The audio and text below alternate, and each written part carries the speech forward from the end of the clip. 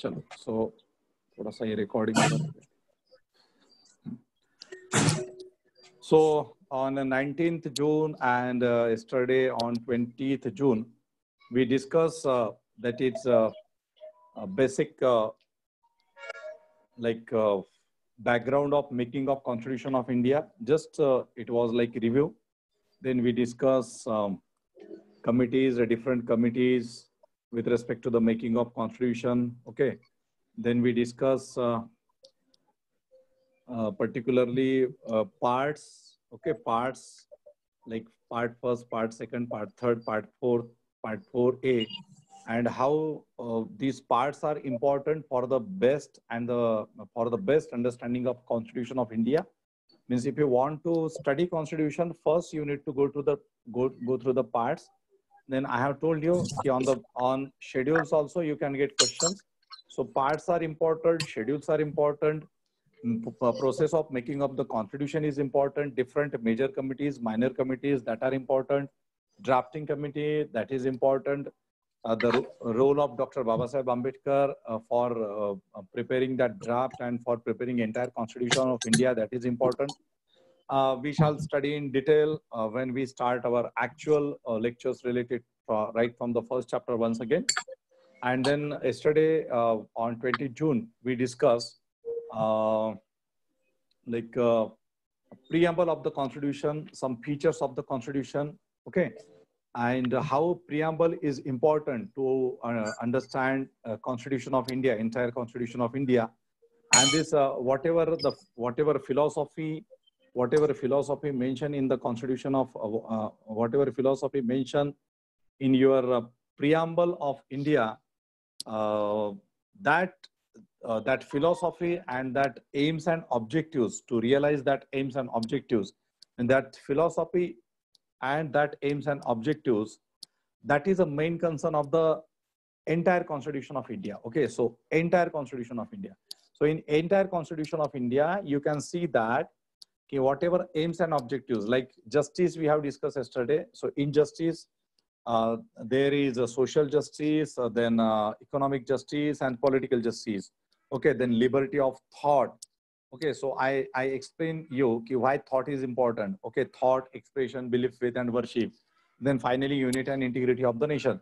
So whatever mentioned in the preamble of the Constitution, that is implemented through different agencies, and that's why in parts there is union government, in parts there is a state government. Okay, so Bharat के प्रारूप में preface में जो भी mention KIA गया है उसको देखते हुए ये सारी जो एजेंसीज है, जो जुडिशियरी है, लेजिस्लेचर है, एग्जीक्यूटिव है, ये सारा का सारा क्रिएट किया है. और फिर fundamental rights, directive principles of state policy, then fundamental duties तो बाद में ऐड किए गए थे. और फिर सारा हमारा union legislature, union executive, union judiciary, state legislature, state executive, state judiciary, then finance commission, election commission, then हमारा फिर controller and auditor general of India, attorney general of India, state governors, president, vice president, ये सारी जो system है, ये हमें और ये सारे सिस्टम्स के जो पार्ट्स है सारे के सारे, so that we need to understand in this constitution section. Okay, so now let us start with our second part. Till now we discuss about the preamble of Indian Constitution. म्हणजे discuss म्हणजे review घेतलेला होता आपण.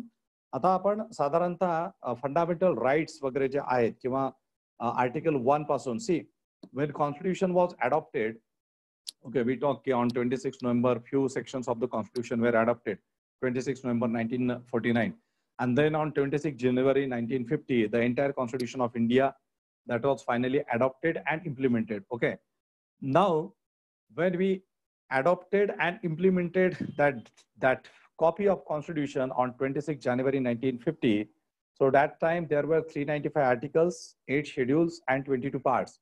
Okay, that time there were 395 articles, 8 schedules and 22 parts. Okay, now this statistics is somehow changed. Okay, this statistics is somehow changed. Articles increase through different amendments. Okay, parts increase and then schedules also increase. Okay, so ते आपण टप्प्याटप्प्याने ते सगळं बघणार आहोत. So schedules आता 12 झालेले आहेत, पार्ट्स वगैरे पण 24 पार्ट्स वगैरे झालेले आहेत, आर्टिकल्स साधारणतः 450 पर्यंत वगैरे आहेत.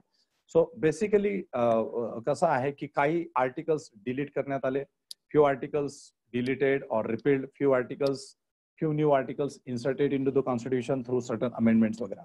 Okay, now if you study article 1 to article 5, so article 1 to article 4, so that article, on the basis of that article you can get questions. Okay, तुम्हाला त्या आर्टिकल्सच्या वरती क्वेश्चन्स विचारतात. नेहमी बऱ्यापैकी क्वेश्चन्स त्यावरती विचारले जातात. So what do you know about that article?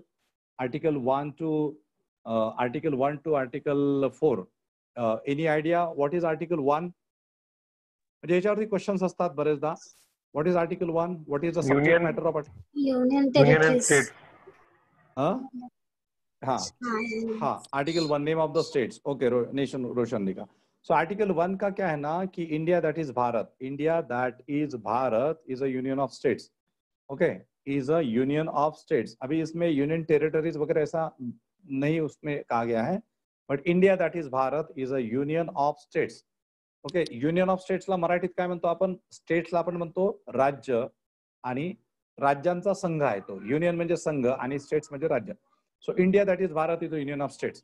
Okay, so right from this means this particular article is very much important to know our India. Okay, to know our country, which is constitutionally called India that is Bharat. Okay, आता तुम्ही एक लक्षात घ्या की आता हे याच्यावरती मी परत काही बोलणार नाही आहे सध्याच, पण तुम्हाला why we are using India and why you are using Bharat normally? What is your idea about this India and the Bharat? Anybody is having idea why we are using two words? India we are using and Bharat we are using, and we have used India and we have used Bharat. India is a name which was given by the foreigners, British people, because we were situated in the east of river Indus.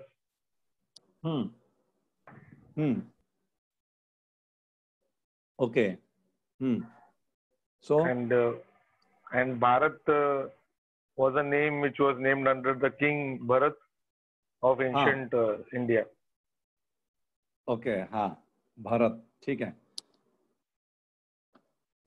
Bharat king होता का कि tribe होतं की काय होतं? ते king होता. Yes sir. अच्छा, ठीक आहे. परंतु चला तो वेगळा पार्ट आहे.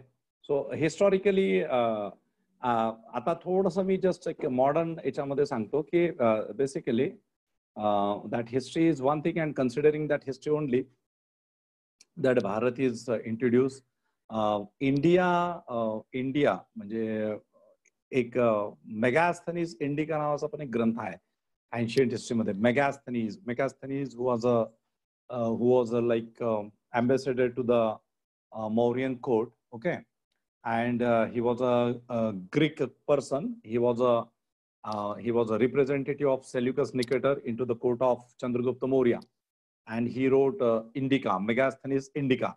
Okay, so Indica आणि इंडिया मध्ये तुम्हाला कनेक्शन वाटतं ना? म्हणजे आहे ना, म्हणजे असं काही खूप जास्त डिफरन्स नाहीये. मॉडर्न टाइम्स मध्ये मग जसं तुम्ही आता म्हटलं की सिंधूच्या इकडले आहे ना, सिंधूच्या इकडले वगैरे, right.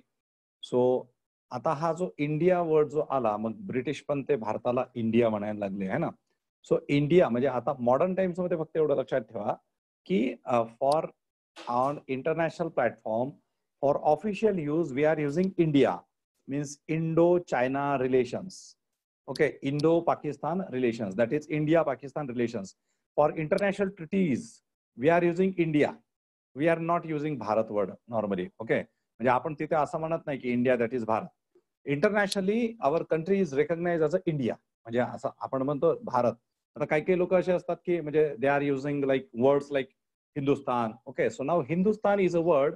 It is not official word. It is not official this month, but in literature, okay, it is a word which is established in literature.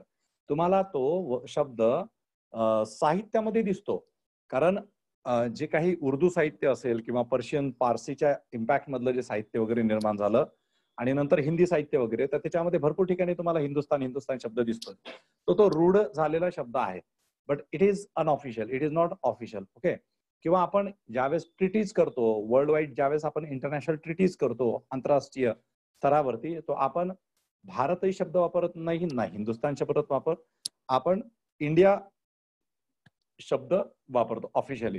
ठीक आहे. तर ते सर लक्षात ठेवा. हा बोला सर हा सर बोल. आपण रिपब्लिक ऑफ इंडिया हा वर्ड कधी यूज करतो?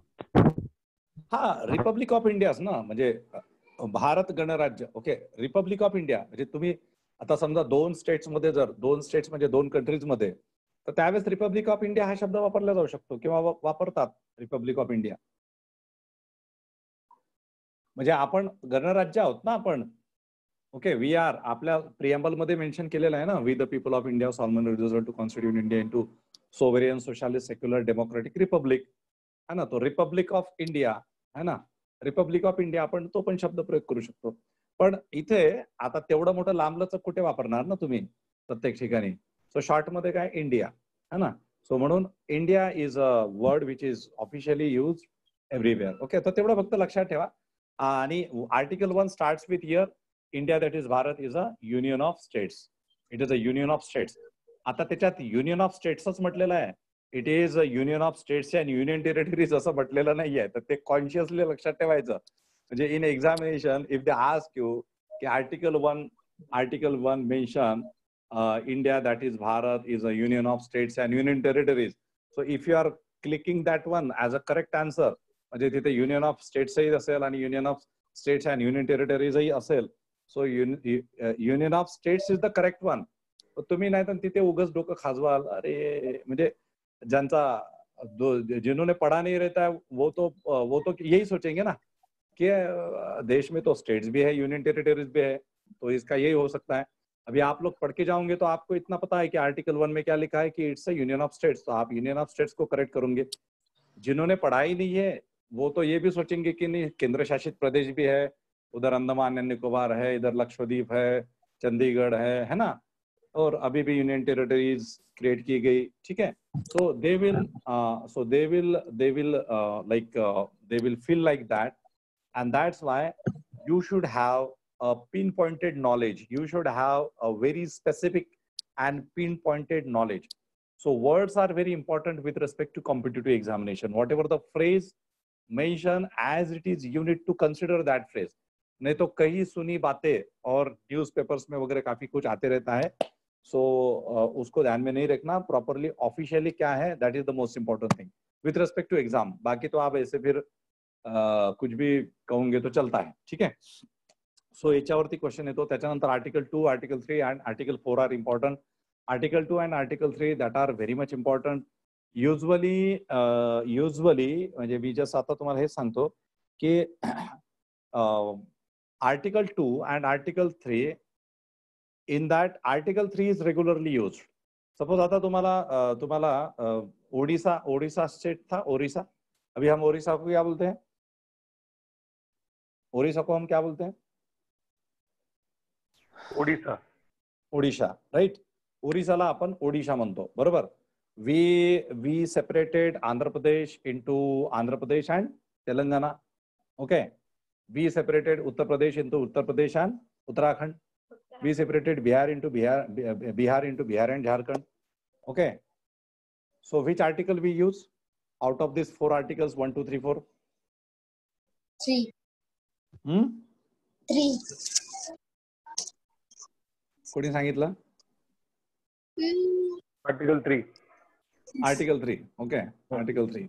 So Article 3 that we use for these purpose. Okay. For these purpose means if you want to rename a state within India, if you want to separate one state into 2 parts, okay, if you want to adjust borders of a state, then we use Article 3. And what is the use of Article 2? What is the use of Article 2?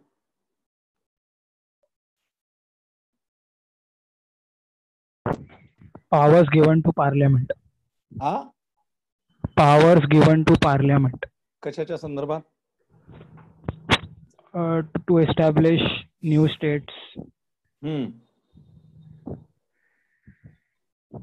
कुठल्या? Actually, sir, it can be either new states or one which are newly joined or acquired in the country. From which? From where it is acquired? Join or acquired means from where? चला आता तुमचं हा earlier which was not the part of India. Yes, and, yes, yes. And if it is adding to India, then to Yes. take that state as an Indian state. Yes, yes. External adjustment. Dhanashri is saying external adjustment. So very right. So Article 2 is related to acquisition, establishment of new state, admission of new states which are not a part of India. Suppose, for example, now see, and this again, this article is very much relevant now. Okay, now we are doing so many things. Okay, yesterday only I told you कि अभी थोड़ा सा देशभक्ति चरम सीमा पे है अपने, ठीक है? हाँ, लोग अपनी अपनी टीवीज वगैरह वगैरह फोड़ रहे हैं, जिनके पास ज्यादा हो गई है वो लोग, ठीक है? तो देशभक्ति चरम सीमा पे है. सो मैंने पहले ही कहा कि अपने घर का चाइना का कोई प्रोडक्ट होगा तो फोड़ मत देना, 25, 30, 40 हजार का होगा तो, ठीक है? हाँ, अगर फोड़ोगे तो अच्छा है, लोग क्लैपिंग्स वगैरह करते हैं, आपको सलाम ठोकते हैं कि देशभक्त, आप बहुत बड़े देशभक्त हो, लेकिन वैसे कोई करने की जरूरत नहीं है. So now article 2 is directly related to this particular issues, because suppose हमारा इंडो पाकिस्तान का इशू हमेशा चलते रहता है, इंडो चाइना का चलते रहता है. There are two things which are very regular since after independence. One is POK, Pak occupied Kashmir, and another is Aksai Chin. Okay, मतलब ये क्या है ना कि ये दो, तुम्ही बघितले का असे ते दोन शिंग आहेत वरती भारताला, एक आहे इकडून POK पोक, तुम्ही पोक करता ना ते फेसबुक वरती पोक, ते तसा पोक आहे, that is POK is that is under the Pakistan, and that Aksai Chin that is under the China. म्हणजे तो पार्ट बॉर्डर म्हणजे नकाशात इंडियाच्या दाखवल्या जातो, परंतु तिथे जे ऑलमोस्ट ज्या बऱ्याचशा हे चालतात ते तिकडून पाकिस्तान इकडून चायना. ओके, तर ते अजूनही आहेत त्या सगळ्या त्या गोष्टी. आता हे आर्टिकल 2 समजा आपण एक आता स्वप्न बघूया की आपण काय केलं की पाकिस्तानची जमीन आपण घेतली. Okay, we have acquired territory of Pakistan, we have acquired territory of Nepal. अभी नेपाल भी हमको ऐसा कर रहा है ना. नेपाल पर मनते कि है ना, because Nepal is getting assistance from the China, so Nepal की भी थोड़ी सी अभी ये बढ़ गई है, मतलब they are raising their voice against India. So suppose आता आणि हे बॉर्डर इश्यूज फार हे असतात ना, मजेशीर असतात, म्हणजे चांगल्या लोकांना समजत नाही की नेमकं कसं चालतंय म्हणून, ठीक आहे. तो इसके लिए बहुत मतलब you should have a means you should be a knowledgeable person. Okay, ये बॉर्डर इश्यूज और इंटरनेशनल कॉन्फ्लिक्ट्स समझने के लिए आप पढ़े लिखे केवल इंजीनियर डॉक्टर बनने से नहीं होता, आपको कॉन्स्टिट्यूशन और फिर बाकी काफी सारी चीजें समझनी जरूरी होती है, अदरवाइज फिर आप इलिटरेट हो, जैसा मैंने फर्स्ट टाइम आपको कहा था फर्स्ट लेक्चर में. Okay, so if you are not having knowledge of this constitution and rest of the things, so general things, even economy is the most important thing, economy, international relations, and this constitution. So if you are knowing these three things, so nobody will make you fool. ठीक आहे, तुम्हाला कोणी उल्लू बनवू शकणार नाही. तुम्हाला इकॉनॉमीचं proper knowledge पाहिजे, इंटरनॅशनल रिलेशन्स, इंटरनल आणि एक्सटर्नल सिक्युरिटी आणि कॉन्स्टिट्यूशन. म्हणजे कॉन्स्टिट्यूशन मधून त्या गोष्टी येऊन जातात तुम्हाला, मग तुम्हाला कोणी बनवणार नाही. ओके, नाहीतर मग तुम्ही ते चल रहा है वो, है ना. सो आर्टिकल 2 जो आहे ना, suppose if you are acquiring a territory of Nepal, so नेपाळची टेरिटरी तुम्ही अक्वायर केली तर there is a application of article 2, because admission or establishment of a new state into India, it was not earlier a part of India, so we have acquired a territory of Nepal. So Nepal ची आली तर article 2, पण within the India असेल, म्हणजे आपण जसं यूपीला bifurcate केलं तर तिथे आर्टिकल 3. एवढं सिंपल लक्षात ठेवायचं फक्त.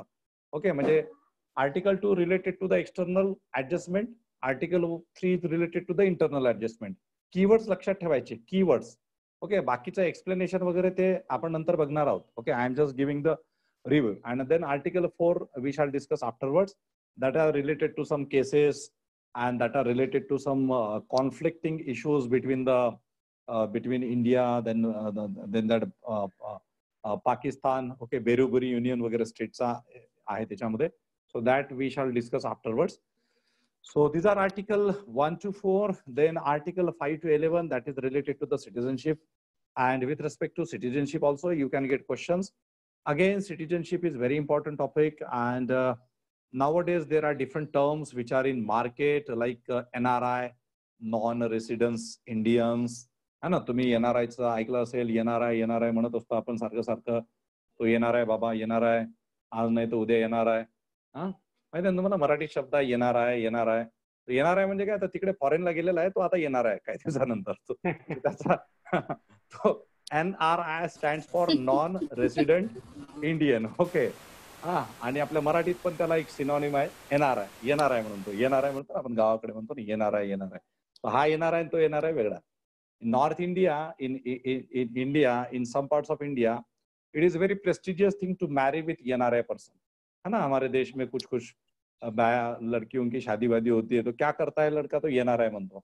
तो कधी येणार रिटर्न तो कधीच येत नाही. तो तिकडे दुसरी पण करून टाकतो, तिसरी पण करून टाकतो, आणि तो आपला तिकडेच मस्तपैकी. आणि हे इकडे वाटत बघत राहतात. पंजाब, उत्तर प्रदेश, गुजरात भागामध्ये तुम्हाला हे NRIचं प्रॉडक्ट भरपूर भेटतं तुम्हाला. Okay, so basically there are certain terms which are related to this citizenship. NRI, त्याच्यानंतर OCI, okay, overseas citizens of India, then PIO, persons of Indian origin, okay, persons of Indian origin or the people of Indian origin. Okay, so these are new terms in market. Market means in this competitive world or generally also. So you need to see these terms. Okay, म्हणजे तुम्ही हे थोडंसं you just mention, and this is like assignment for you. Okay, while tomorrow you just find out ki what are the policies of our government with respect to these people.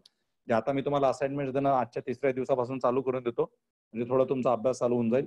So just note down, short note on NRI, that is non-resident Indians. Then PIO, persons of Indian origin. PIO, persons of Indian origin. And OCI, overseas citizens of India. OCI, overseas citizens or overseas citizenship of India. Overseas citizenship of India. Okay, so just go through these terms. You can get information on net. Okay, and now related to the citizenship of India. Now, what are the things which are mentioned with respect to the citizenship of India? Citizenship of India च्या संदर्भात काय गोष्टी आपल्याला माहिती पाहिजे. आता कसं असते ना की if I say कि I am a citizen of India, then why I am a citizen of India? If I am saying that कि I am a citizen of India, so why I am citizen of India? This is because of my birth in India, and both my parents, okay, they are Indians. Okay, you should have domicile certificate, and you are born in India, article 5. अच्छा, domicile certificate ये आपका आप उस state के हो, इसको प्रमाणित करता है. Okay, लेकिन उसमें लिखा रहता है, डोमेसाइल स्टेट में भी वो लिखा रहता है सिटीजन के बारे में, सिटीजन ऑफ इंडिया, राइट, वो लिखा रहता है. लेकिन फिर भी सिटीजनशिप के बारे में अभी वो चल रहा था, NRC CR वगैरह चल रहा था बीच में, काफी सारा है ना, आंदोलन प्रोटेस्ट वगैरह उस समय भी हुए. So that is altogether means that is another issue. So with respect to citizenship, since I am a citizen of India, my parents are Indians. Okay, then their parents were Indians. Okay, so my birth is in India. My birthplace is India. So by birth, my descent म्हणजे काय तर ancestors माझे पूर्वज Indians. Okay, then third thing is registration. Okay, एक नोंदणी प्रक्रिया आहे, नॅचरलायझेशन आहे, एक नॅचरलायझेशनची एक प्रोसेस असते, आणि फिफ्थ आहे bye incorporation of the territories. If certain territories are incorporated, like I have just told you, कि as per the Article 2, you can incorporate. If you are incorporating some kind of territories which are not yours earlier, but if you are incorporating like territory of Pakistan, like territory of Nepal, okay, like territory of Bangladesh or whatever. So in that case also, if that territory is incorporated, then the people belong to that territory, they will get citizenship of India. Okay, so that is a fifth point. So these are the fifth modes for the acquisition of the territory, for acquiring, for getting the citizenship of India. ठीक आहे, तर 5 असतात. याच्यावरती simple question हाच विचारला जातो. ठीक आहे, आपण नंतर त्याला परत एकदा डिस्कस करणार आहोत, परंतु सिंपल क्वेश्चन याच्यावरती हाच विचारला जातो कि which of the following is are the modes for the acquisition of citizens of India. So ये 5 मोड्स आपको दिए जाएंगे. ठीक है, तो ये 5 मोड्स ध्यान में रखना. Then there are 3 modes for removal of the citizenship, for losing the citizenship. 5 modes acquisition के लिए किंवा सिटीजनशिप साठी, आणि 3 ज्या मोड्स असतात ते तुमचं सिटीजनशिप जाण्यासाठी असतं. तर सिटीजनशिप कसं जातं तुमचं? Suppose in many cases you can see that कि देयर आर एक्टर, एक्ट्रेस, है ना, बॉलीवुड के सितारे रहते हैं ना हमारे, बॉलीवुड के सितारे. तो बॉलीवुड के सितारे इधर पैसा जमा करके फिर बाद में सेटल स्विट्जरलैंड में होते हैं, कोई नीदरलैंड में होता है, कोई स्विट्जरलैंड में होता है ना, कोई गल्फ में होता है, कोई यूएस में होता है, कोई यूके में होता है. म्हणजे जिथे पोल्युशन कमी असेल, जिथे त्यांचं बिलकुल सगळं एकदम व्यवस्थित राहणार है ना, वातावरण वगैरे एकदम शुद्ध, तर तिथे जातात ते. एचडीआयचा इंडेक्स बघून जात असतात ते लोक. ह्युमन डेव्हलपमेंट इंडेक्स, कुठली कंट्री पहिली आहे ह्युमन डेव्हलपमेंट इंडेक्स मध्ये, नेदरलँड आहे की फिनलँड आहे की स्वीडन आहे, आणि ते बघून जातात ते लोक.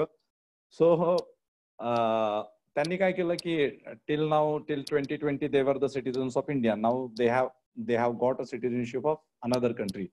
So they are conveying to India कि they have got the citizenship of India, citizenship of other country. So त्यांची सिटीजनशिप मग रद्द होते. म्हणजे कारण आपल्याकडे ड्युअल सिटीजनशिपचा रूल नाहीये. We don't have a rule of dual citizenship, right. So त्याच्यामुळे ड्युअल सिटीजनशिप आपल्या इकडे नाहीये, तर ते तिकडे इकडली कॅन्सल होते आणि तिकडे मिळते. दुसरी गोष्ट की त्यांनी त्यांनी तिकडे सिटीजनशिप मिळवली आणि इकडे कळवलंच नाही, तर मग ते टर्मिनेट केलं जातं त्यांचं सिटीजनशिप. म्हणजे पहिल्या केसमध्ये त्यांनी कळवलं, सिटीजनशिप गेली. दुसऱ्या केसमध्ये त्यांना सिटीजनशिप मिळाली आणि त्यांनी भारत सरकारला कळवलं नाही, तर मग त्यांची सिटीजनशिप ही टर्मिनेट केल्या जाते. ठीक आहे, म्हणजे ऑफिशियली त्यांना त्यांचं सिटीजनशिप सस्पेंड केलं जातं. का? तर त्यांनी कळवलेलं नव्हतं म्हणून. आणि तिसऱ्या केसमध्ये वेगवेगळे रिझन्स दिलेले आहेत. म्हणजे देर आर 5 रिझन्स. ओके, तर त्याच्यात एक सांगतो फक्त तुम्हाला, बाकीचं नंतर आपण डिस्कस करणार आहोत. की समजा तुम्ही म्हणजे you are suppose if you are doing anything which is against constitution, okay, which is against constitution, okay, so there is a provision for suspension of the constitution. Like मागे दिल्लीला भारतीय संविधान जाळण्यात आलं होतं. Okay, just this is a news of 2018, I think. Okay, so then the action started against that people. Recently I heard that the fellow who did that thing, his citizenship is cancelled. I don't know, I haven't verified that news. Okay, but ह्या असं जर समजा घडतंय, तर त्याला महत्वाचं प्रावधान आहे की तुम्ही संविधान जाळता किंवा समजा तिरंगा जाळत असाल किंवा आणखी कुठल्या तरी अँटी कॉन्स्टिट्युशनल किंवा ज्या आपले कॉन्स्टिट्यूशन सिम्बॉल्स आहेत त्याचा जर अपमान करत असाल, तर तुमची सिटीजनशिप ही रद्द होते. ठीक आहे, सो तो अशा बऱ्याचशा गोष्टी घडत असतात, पण अनेकदा त्याच्यावरती जी कारवाई असायला पाहिजे ती होत नाही. तो पार्ट वेगळा आहे. So this is one thing ki if you are against constitution or if you are doing any kind of anti-constitutional activities, then there is a provision of this losing of citizenship of India. Another thing, if you are working with the enemy country against your country, means in the war time, if you involved in activities which are against your country, and if you are with the enemy country, then in that case also there is losing of citizenship. म्हणजे तुम्ही शत्रू राष्ट्रासोबत conflicting period मध्ये जर तुमचे संबंध वगैरे असतील तर त्यावेळेस पण तुमची सिटिझनशिप जाते. आणि मग बाकीचे आणखी प्रावधान आहेत त्याच्यामध्ये. तर सिटिझनशिपचं लक्षात ठेवा की तुम्हाला आर्टिकल 5 आणि 11 हे करायची गरज नाही. तुम्हाला काय करावं लागणार आहे सिटिझनशिपच्या संदर्भात, you need to have this one, like you need to understand this acquisition of the citizenship and procedure for removal of the citizenship. ठीक आहे, तर हे लक्षात ठेवा सिटिझनशिपचं 11. त्याच्यानंतर आहे fundamental rights. Sir fundamental rights बोला. सर डाऊट होता, तुम्ही बोलला ना 3 वेज आहेत कॅन्सल होण्यासाठी.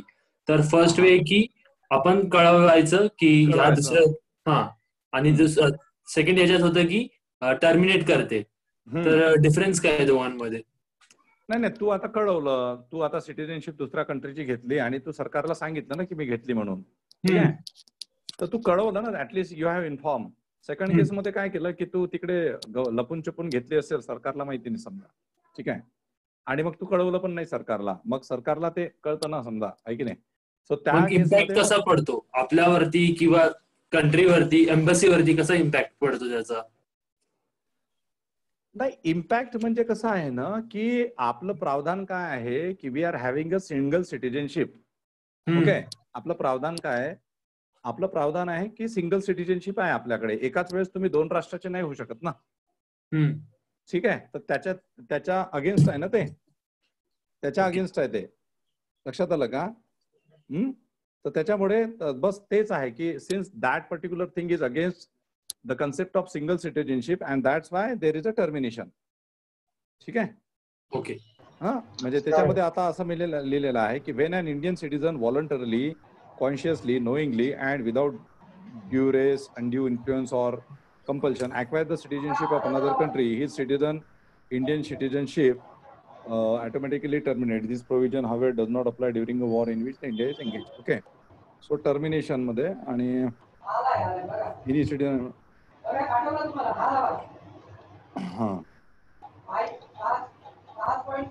चला ठीक आहे. अक्षय कुमार कडे भारताची थोडं तुमचे आवाज येत आहेत मध्ये मध्ये कोणाचे, तर म्यूट करून ठेवा तुम्ही लोकांनी, म्हणजे स्वतःचा माईक काय ते म्यूट करून ठेवा. म्यूट मध्ये असलं तर बरं होईल, नाहीतर मला मध्ये मध्ये कोणाकोणाचे आवाज येत आहेत. नको व्हायला, कोणाचा आवाज नाही सगळं ना. ओके, ठीक आहे. चला, नंतर आता पुढे जो आहे that is the most important thing, fundamental rights. So fundamental rights, the directive principles of state policy, then fundamental duties, these are very important parts of Constitution of India. And many times you can see that you can see questions related to these things. Okay, so आता fundamental राईट्सच्या संदर्भात बघा, तुम्हाला हे जे rights आहेत fundamental rights, त्याच्यामध्ये actually 7 fundamental rights होते आणि त्या 7 फंडामेंटल राईट्स मधला जो एक राईट होता, right to property, so that is now it's not a fundamental right. Okay, but it is mentioned there, and it is not fundamental right. So what is the basic concept of fundamental right? What are the constitutional rights? So that we need to discuss. Okay, so आता हे fundamental राईटची एक वेगळी category आहे. Okay, fundamental राईटची एक वेगळी category आहे आणि त्या कॅटेगरीमध्ये किंवा त्या पर्टिक्युलर पेरिफेरीमध्ये, म्हणजे जसं आता आर्टिकल 12-13 इथपासून सुरुवात होतं, परंतु मेनली जे आर्टिकल्स फंडामेंटल राईट्स मध्ये विचारले जातात that are article 14 to 18, then article 19 to 22, then article 23-24, then article 25 to 28, then article 29 and 30. Okay, so that are, and then article 29, 30 and then article 32. Okay, then other articles are also there, but mostly that are not asked in examination. But these articles are like a regular question for examinations. So you can see that this other article which was related to right to property, so that is deleted from that list. So right to property is not a fundamental right. Okay, आणि मग ते delete करण्यात आलं. पण बाकीचे जे articles आहेत जसं राईट टू इक्वॅलिटी, मग इक्वॅलिटी म्हणजे equality before law and equal protection by law. Okay, तो फंडामेंटल राईट आहे. तर मग फंडामेंटल राईटचा मेनली कन्सेप्ट काय आहे तो आपल्याला आवश्यक आहे. You can get conceptual question with respect to this particular topic fundamental. कि what is fundamental right, what is the concept of fundamental right, what is the aim of a fundamental right. Okay, so the very important question which was asked in earlier period or in earlier exams with respect to fundamental right was ki what is the aim of which of the following is aim of fundamental right. So in one line the answer is the main aim of the fundamental right is promotion of the ideal of a political democracy.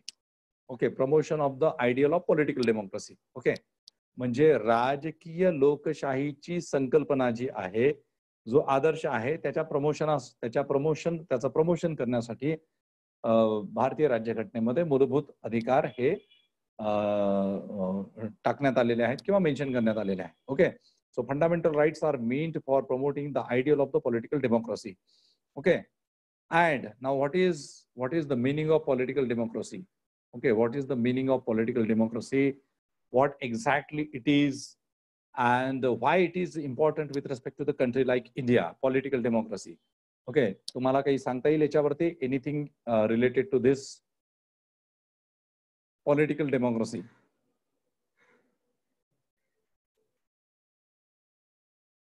चलो ठीक आहे, मी आज बोलतो आणि नंतर आपण म्हणजे आपल्याला वेळ पण कमी आहे आता आणि लवकर घ्यायचं आहे. सो पॉलिटिकल डेमोक्रेसी ही जी टर्मिनॉलॉजी आहे ना, पॉलिटिकल म्हणजे काय आपण म्हणतो राजकीय, आणि डेमोक्रेसी म्हणजे काय तर लोकशाही, म्हणजे राजकीय लोकशाही. ठीक आहे, आता जिथे राजकीय आणि लोकशाही हे दोन्ही शब्द एकत्र येतात, आपल्या देशामध्ये इलेक्शनची जी सिस्टीम आहे ती कुठल्या पद्धतीने असते? कुठल्या पद्धतीच्या इलेक्शनची system? We are having direct election system, right? We are having direct election system. Okay, we are sending our representatives to the Parliament of India, that is in Lok Sabha. We are sending our direct representatives to every state assemblies. राज्याच्या प्रत्येक विधानसभेमध्ये तुम्ही लोकप्रतिनिधी पाठवत असता, right? आणि मग ह्या लोकप्रतिनिधींचं काम काय असतं? What is the duty of these लोकप्रतिनिधीज or your representatives? What they do? काय करतात ते लोक? तिथे जाऊन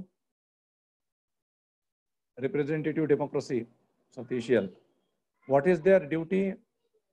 हाँ, so policies. अच्छा, policies बनवतात. Okay, framing of policies.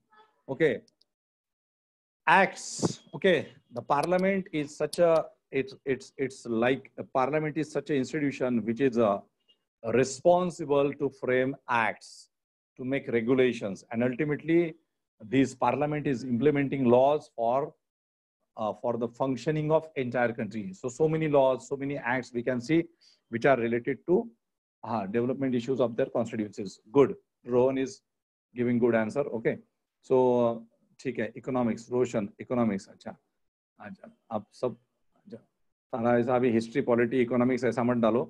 ठीक है, सो आपलं पॉलिटिकल डेमोक्रेसीचा हे काय आहे ना की promotion of the political ideal of the political democracy. त्याच्या पुढे आहे की prevent the establishment of an authoritarian and despotic rule in the country.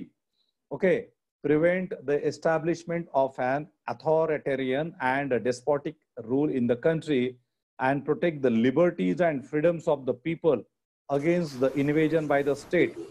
They operate as limitations on the tyranny of the executive and arbitrary laws of the legislature. In short, they aim at establishing a government of laws and not of men. Okay, so fundamental rights, this particular paragraph which is related to the aim and objectives of the fundamental right, that is very important. Okay, in UPSC mains examination, if you get a question related to the philosophy of the fundamental right or the aims and objectives of the fundamental right, then this particular paragraph is very much sufficient to write your answer. You can correlate this particular paragraph or these particular statements with so many examples. You can mention so many examples and you can elaborate your answer. याचा अर्थ असा आहे या fundamental राईटच्या संदर्भात की आपली जी political democracy असते, आपण लोक निवडून पाठवलेले असतात है ना. आपण काय करतो की बघा, तुमच्याकडे तुमच्या कॉन्स्टिट्युएन्सीज मधले जे कोणते एमपीज असतील, MLAs असतील है ना, तर मला आवाज काय येतोय round round round round round round. कोणाचा जर चालू असेल तर बंद करा, म्हणजे म्यूट करा सगळ्यांनी. हां. माईक तुमचा म्यूट करून ठेवा सगळ्यांनी, म्हणजे मग मला डिस्टर्ब होणार नाही. ओके. सो तुम्ही बघत असाल की whenever these elections come, so at the time of election, all your favorite leaders, they visit to your houses. Okay, even if you are living in a slum areas, they visit to your houses. आहे ना, त्यांच्या मग ते येतात, मग ते म्हणजे बरेच तुमच्या खांद्यावरती हात टाकतील, असा नमस्कार करतील, तसा नमस्कार करतील, वेगवेगळे नमस्काराचे प्रकार करतात ते लोक. त्याच्यानंतर मग त्यांचे चेले चपाटे सगळे आजूबाजूला असतात, मग ते पण नमस्कार करतात तुम्हा लोकांना. आणि 5 वर्षात एकदाच नमस्कार करायला येत असतात हे लोक. जे एकदमच जेन्युइन असले तर समजा येतात ते. मग कधी कधी मोठे मोठे लग्न असले, आणि बेसिकली यांचे हे जे नौटंकी असते ना, हे इलेक्शनच्या 6 महिने आधी चालू होऊन जात असते. मग तुमच्या एरियामध्ये जर कुणाचं लग्नही असेल, समजा एखाद्या झोपडपट्टीत एखादं लग्न असेल, तर त्या लग्नाला पण तो त्याचा एक स्थानिक कार्यकर्ता येऊन जातो, नगरसेवक असेल किंवा नाही बोलावलं तरी येऊन जातो, बळसतो. ठीक आहे. तर हे नौटंकी जे असते ना, हे 4.5 वर्ष दाखवत नाहीत, हे 6 महिने किंवा 3 महिन्याच्या आधीपासून सुरू होऊन जाते. तुम्हाला वाटतं की अरे बापरे, काय लय भारी माणूस वाटतं तुम्हाला, की या कितने अच्छे है ये लोग, है ना. की exceptions are there. Okay, good politicians are always there. Okay, and they did their job for the development of the country and for the development of their respective constituencies. Okay, but the list is very few. Okay, the list, if you try to identify the names of these kind of people, so the numbers are less. Like my friend Dr. Hemant Tirpude, Provident Fund Commissioner, he said in his session last time we are having good officers in minority, good officers, good bureaucrats in minority, है ना. उस दिन मेरे जो दोस्त थे हेमंत तिरपुड़े, उन्होंने भी कहा था, जो पीएफ कमिश्नर है सोलापुर में, कि और मैंने भी आप लोगों को कहा था कि मेरा जो मिशन है संबोधि करियर एकेडमी का, ये केवल आईएएस ऑफिसर्स बनने का नहीं है. तो I need those officers who are having some kind of constitutional spirit, ethics, virtues, value system, okay, in here and then in implementation also after getting into administration. So ये ऐसे ही होता है. मतलब क्या होता है, ब्यूरोक्रेसी में भी वही प्रॉब्लम और इधर भी लीडरशिप में भी वही problem. So the problems are everywhere, and that's why today you can see that कि there is a violation of the fundamental rights from the government agencies and from the political parties itself, and even from the ruling parties itself. Okay, means you can see that there are so many like म्हणजे हा paragraph काय म्हणतो की लोकशाही, राजकीय लोकशाही establish करणे, त्याचा आयडियल प्रमोट करणे, आणि त्याच्यानंतर तो काय म्हणतो की लेजिस्लेचर आणि एक्झिक्युटिव्हचा ची दडपशाही, त्याच्या विरोधात हे फंडामेंटल राईट्स काम करतात. मूलभूत अधिकार हे तुमच्या जर राज्यांनी जर तुमच्यावरती एखादं काहीतरी इम्पोज केलेलं असेल, हा ना, समजा आता शिक्षण हा तुमचा अधिकार आहे, शिक्षण हा मूलभूत अधिकार आहे की नाही, किंवा तुम्ही फ्रीडम ऑफ एक्सप्रेशन ज्यावेळेस आपण म्हणतो, सो तुम्ही एखादा सपोज एखादा somebody is a writer, somebody is a poet, somebody is a singer, somebody is a musician, if through his music, through his writings, through his poems, through his speeches, if somebody is trying to awaken people, okay, and there is there you can see the development with respect to the mental setup of the people. लोकांना कळतंय की अरे नाही, हे चुकीचं आहे, हे बरोबर आहे, हे चुकीचं आहे, and if people are following that particular writer, leader, okay, एखादा सोशल सामाजिक ऍक्टिव्हिस्ट असतो, सोशल ऍक्टिव्हिस्ट असतो, म्हणजे बरेचसे आता हे राईट टू इन्फॉर्मेशनच्या काळामध्ये बरेचसे आरटीआय ऍक्टिव्हिस्ट वगैरे आले, right. So in this time, at this situation, if government machineries are misusing their powers and working against the fundamental right of that particular person or some organization, then here lies the protection of your fundamental rights. Then there comes Article 32. मग Article 32 जे आहे ना, Article 32 is for the prevention of your fundamental rights. Directly you people can approach to the Supreme Court of India under Article 32. And Dr. Babasaheb Ambedkar says that Article 32 is the heart and soul of the Constitution of India. है ना, heart and soul of the Constitution of India. So okay, तो उन्होंने कहा कि ये जो संविधान का जो 32 आर्टिकल है, ओके, ये भारतीय संविधान का हार्ट है.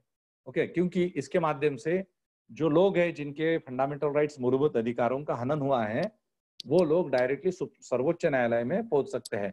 अदर केसेस में आपको सर्वोच्च न्यायालय में जाने की जरूरत नहीं है। You can approach to your, if you are living at like some rural area, so you can approach to the taluka level court if the case is related to, means if that case is within the jurisdiction of that.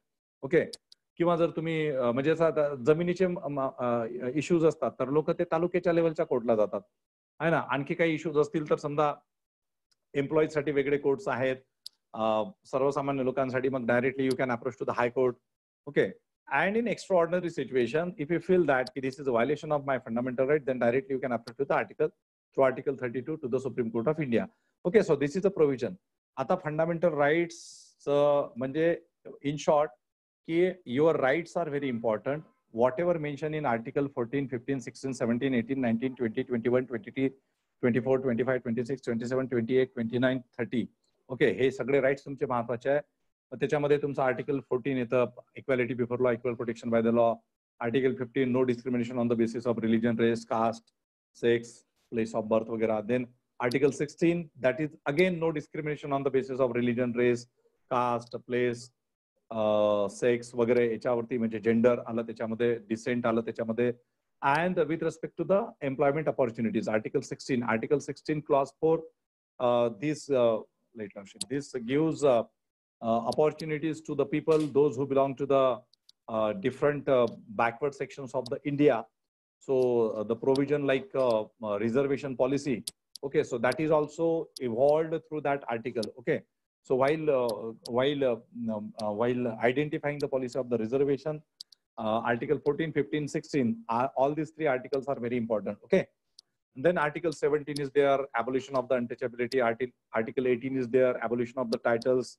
Then article 19 freedom she related आहे ते. Okay, freedom शी related आहे, म्हणजे मग त्याच्यामध्ये मग freedom of speech, expression, belief, faith, worship, moment वगैरे, moment association.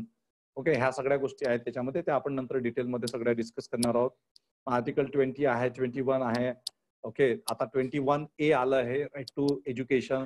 Then article 22 आहे, article 23, 24 आहेत. 23, 24 are related to the rights against exploitation. आणि मग त्याच्यामध्ये चाइल्ड लेबर्स, प्रॉस्टिट्यूशन, वेट बिगारी सिस्टीम, ओके, बिगारी सिस्टीम वगैरे ह्या सगळ्या गोष्टी आहेत त्याच्यामध्ये. Article 25 to 28, this is related to your fundamental rights of the religion, म्हणजे तुम्हाला कॉन्शियसनेस, एक आर्टिकल 25 मध्ये येतं की consciousness, okay, conscience or the consciousness. So if you feel की now I don't like this thing, म्हणजे मी आता याला बरंच वेळ फॉलो केलं, चला बाबा मी आता खूप वर्ष आसाराम बापूला फॉलो केलं, म्हणजे मी नाही फॉलो केलं परंतु असं मला वाटलं कि मैंने अभी आसाराम बापू को बहुत फॉलो किया, अभी मुझे दूसरा जो बापू है वो अच्छा लगने लगा, तो मैं सुबह आसाराम बापू को फॉलोअर था, अभी शाम को मैं दूसरे बापू के पास चला जाऊंगा, है ना. सुबह को मेरे को लगा कि ये मैंने सुबह ये अम्मा वगैरे आहेत ना आपल्या इकडे, अम्मा गिम्मा, बाबा बुवा वगैरे भरपूर आहेत आपल्या इकडे. सो सकाळी वाटलं ह्या अम्माला, तर दुपारी वाटलं ते अम्मा आहे बरोबर, तर तिच्याकडे गेलो. युट्यूब वरती व्हिडिओज बघून घ्या तुम्ही, ते असे झाडू गिडू घेऊन खूप लोक मारत असतात. झाड़ू वाड़ू लेके बहुत से आजकल तो मैं अजीब अजीब वीडियोस देख रहा हूँ, क्या बाबा क्या अभी रिलीजन के नाम पे क्या क्या चलता है पता नहीं, लेकिन बहुत से फॉलोअर्स ऐसे उल्टे सीधे चालू रहते हैं. So true religion is different thing. Okay, you should follow true religion which is a natural religion or the laws of nature. Okay, basically it is laws of nature. हम लोगों ने बड़े बड़े अलग अलग टाइटल्स में रिलीजन को divide कर दिया तो वो बात अलग हो जाती है, लेकिन automatically means humanity. Great answer, humanity. ठीक है. सो बेसिकली क्या है ना कि आर्टिकल 25, 26, 27, 28 में इन शॉर्ट में आपको जस्ट बता देता हूँ कि आपको लगता है कि नहीं अभी मैं ये चीज मुझे ठीक नहीं लगती, तो मैं दूसरी चीज में मैं मतलब means I can adopt any other religion. Okay, whatever the formal or the official religions of the world at present, है ना, Christianity, Islam, Buddhism, Judaism, okay, Jainism, Hinduism, etc., etc. Okay, so these are the different. Mudita, So these are the different religions of the world, and you can adopt. Then you can promote your religion, whatever the religious belief you are having. And we are having ISKCON temple in India. We are having so many Christian missionaries which are working in India and abroad. We are having so many organizations, Islamic organizations. They are also preaching there. We are having Sikh organizations, Buddhist organizations, okay, Jain organizations, and so many sects also, different sects also. So they are preaching their religious belief. बोलते हैं कि नहीं, आके देखो, सत्संग के लिए आओ, अच्छा होता है, असं असतं तसं असतं वगैरे. आणि काही काही ठिकाणी खरंच चांगल्या गोष्टी शिकवल्या जातात. No denial of that. Okay, so if some sant or sadhu or some spiritual lady, if they are teaching a nice thing of humanity, constructive mindset, social work, okay, and good sanskaras, okay, scientific temper, okay, the scientific temper is the most important thing. So if they are teaching you all these things, then you can be a follower of anybody. Okay, no denial of this thing. ठीक आहे, म्हणजे तुम्हाला जर खरोखर चांगलं मानवतावादी दृष्टिकोन, scientific temper, okay, सगळ्यात महत्वाचा तोच असतो, सायंटिफिक टेम्पर. कारण सायंटिफिक टेम्पर नसलं तर मग तुमच्या खिशातून पैसे किती गेले, आले किती ते सोडून द्या, गेले किती तेच मग चालू राहतं सगळं. ठीक आहे. सो त्याच्यामुळे तो खूप महत्वाचा पार्ट आहे, scientific temper with respect to all this one. So article 25-26 मध्ये तुमचं preaching, promotion of religion, then there is a establishment of institutions, religious institutions. जसं आपल्या रिलिजियस इन्स्टिट्यूशन्स असतात, ट्रस्ट असतात, मग ट्रस्टचे हॉस्पिटल्स असतात, ट्रस्टच्या शाळा वगैरे असतात. हे सगळं तुम्हाला त्या आर्टिकल्स मध्ये येतं. आणि मग नंतर एक आर्टिकल असं पण आहे की you should not waste, means government can not collect tax from the people of India in the name of religion, or government cannot misuse a tax collected from citizens of India for the promotion of one particular religion. वो कैसे, वो मैं बाद में आपको बता दूंगा. Okay, end then article 28 है कि there should not be any kind of forceful application of some religious beliefs or the faith on any person. Okay. So these articles, these things are mentioned in Article 25, 26, 27, 28. Then there is Article 29 and 30, which is related to the cultural rights, religious and cultural educational rights of the religious and linguistic minorities. धार्मिक आणि भाषिक अल्पसंख्याकांचे अधिकार. Okay, so ते 29 आणि 30 मध्ये mention केलेलं आहे. तुम्ही बघत असाल की आपल्या देशामध्ये बऱ्याचशा रिलिजियस मायनॉरिटीजचे स्कूल्स, कॉलेजेस वगैरे असतात, है ना. त्यांना त्या भरपूर म्हणजे बऱ्याचशा सवलती त्यांना मिळत असतात. ठीक आहे. सो हे सगळं त्या आर्टिकल 29 आणि 30 ची देण आहे. ठीक आहे. कॉन्स्टिट्यूशन मध्ये मेन्शन केलेलं आहे. मायनॉरिटीज आपण म्हणतो ना की मेजॉरिटी आणि मायनॉरिटी. मग मायनॉरिटी कोण? आता मायनॉरिटीमध्ये मग ख्रिश्चन्स येतात, मायनॉरिटीमध्ये मग बुद्धिस्ट आले, मायनॉरिटीमध्ये पारशीज आले, मायनॉरिटीजमध्ये ख्रिश्चन्स आले, सिख आले, ओके, जैन्स आले. सो ह्या मायनॉरिटी कम्युनिटीज आहेत. ओके, आणि या मायनॉरिटी कम्युनिटीजसाठी वेगळं मंत्रालय आहे. वेगळं मंत्रालय असतं. मायनॉरिटीजसाठी वेगळे डिपार्टमेंट, वेगळं मंत्रालय आहे. अँड थ्रू दिस मंत्रालया there are so many policies which are implemented for the benefit of the overall development of the minority communities people. Okay, so Article 29 and 30 are related to that one. ठीक आहे. So हे तुमच्या त्या fundamental rights मध्ये आलं. नंतर मग तुमचा article 32, I have told you की if anything related to these articles is violated, okay, violation it can be through a single individual, it can be through a organisation, it can be through a state. Okay, state bodies. म्हणजे suppose एखादा minority आहे ना, Muslims are minority. In fact, Muslims are the majority among the minority. Okay, म्हणजे Muslims हे minority मधले majority आहे. ठीक आहे. आणि मुस्लिमच्या संदर्भात तुम्हाला म्हणजे आता एक आलच म्हणून सांगतो. There was one committee which was appointed with respect to study the conditions, to study the socio-economic, educational, conditions of minorities in India. So the name of committee was Sachar Committee. It was established in 2006. Okay, it was established in 2006. After 10 years, after 10 years of that committee in 2016, once again, the review of the situations of the minorities in India, it was considered, okay, it was taken. So Sachar committeeचा तुम्हाला एका वाक्यात सांगतो मी की what was the comment of the Sachar committee. Even most of our Muslim brothers, they are not aware about this particular thing. I conducted 125 days free coaching in 2016 at Pune. So that time I gave free coaching to 35 minority students, okay, and out of 125, and I conducted interview for the selection of minority. So especially there were all these 35 students were Muslim students, okay, and a few other minority students were also there. So all when I conducted that interview for the selection process of that 125 days free coaching at Pune, so I asked this question to those 50 students, do you know anything about Sachar committee? Sachar committee के बारे में आपको कुछ पता है? तो minority students को उनके सामाजिक, आर्थिक, शैक्षणिक रिव्यू के लिए जो कमिटी गठित की गई थी उसके बारे में ही पता नहीं था, है ना. म्हणजे हम इतना नॉलेजेबल लोग रहते, म्हणून मी तुम्हाला म्हटलं होतं ना की हम लोग कहाँ पे रहते हैं कि हम लोगों को कोई लेना देना ही नहीं होता की हमारे लिए क्या चल रहा है, right.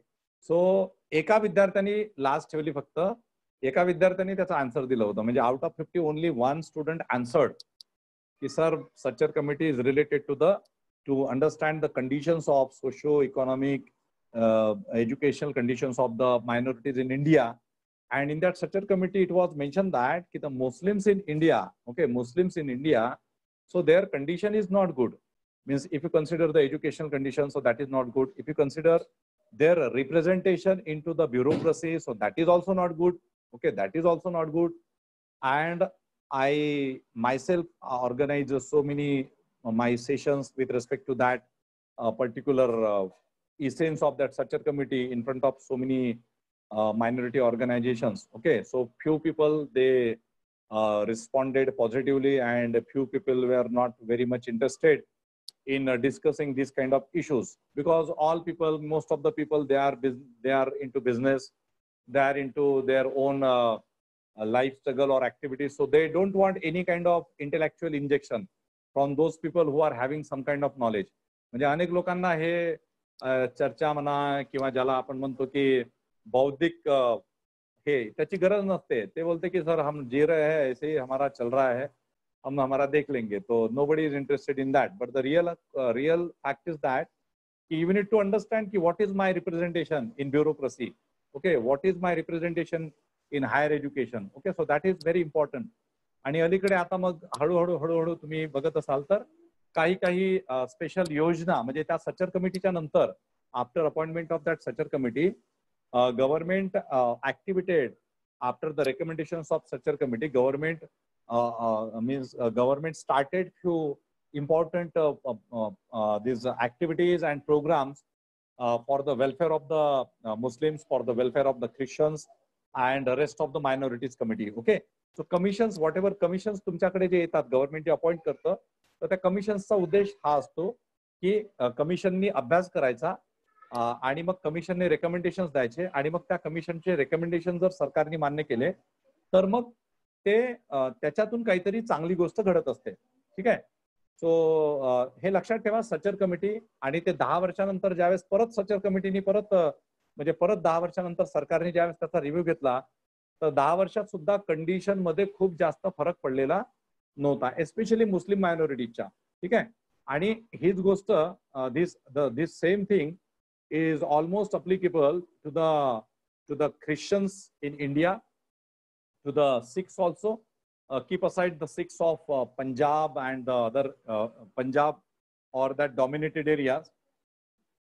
But if you take into consideration the situations of Christians, okay, so you don't find much representation of the Christians also in a higher level bureaucracy. Okay, they are having their colleges, their educational institutions, they are running educational institutions.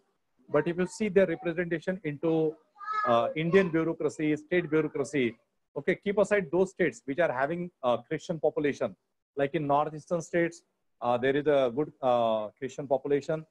In Kerala also there is a good Christian population. So keep aside those states.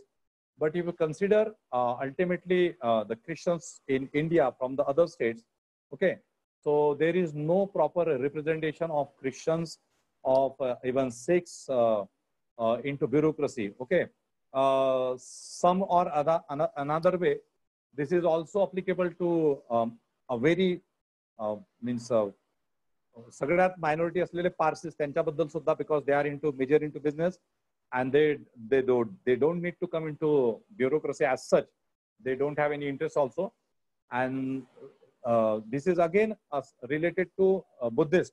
Okay, but if you consider states like Maharashtra or states like Uttar Pradesh and some other parts where there is a good promotion of Buddhism in recent period, and those people who are giving importance to education, so they are getting into higher level of administration in recent period.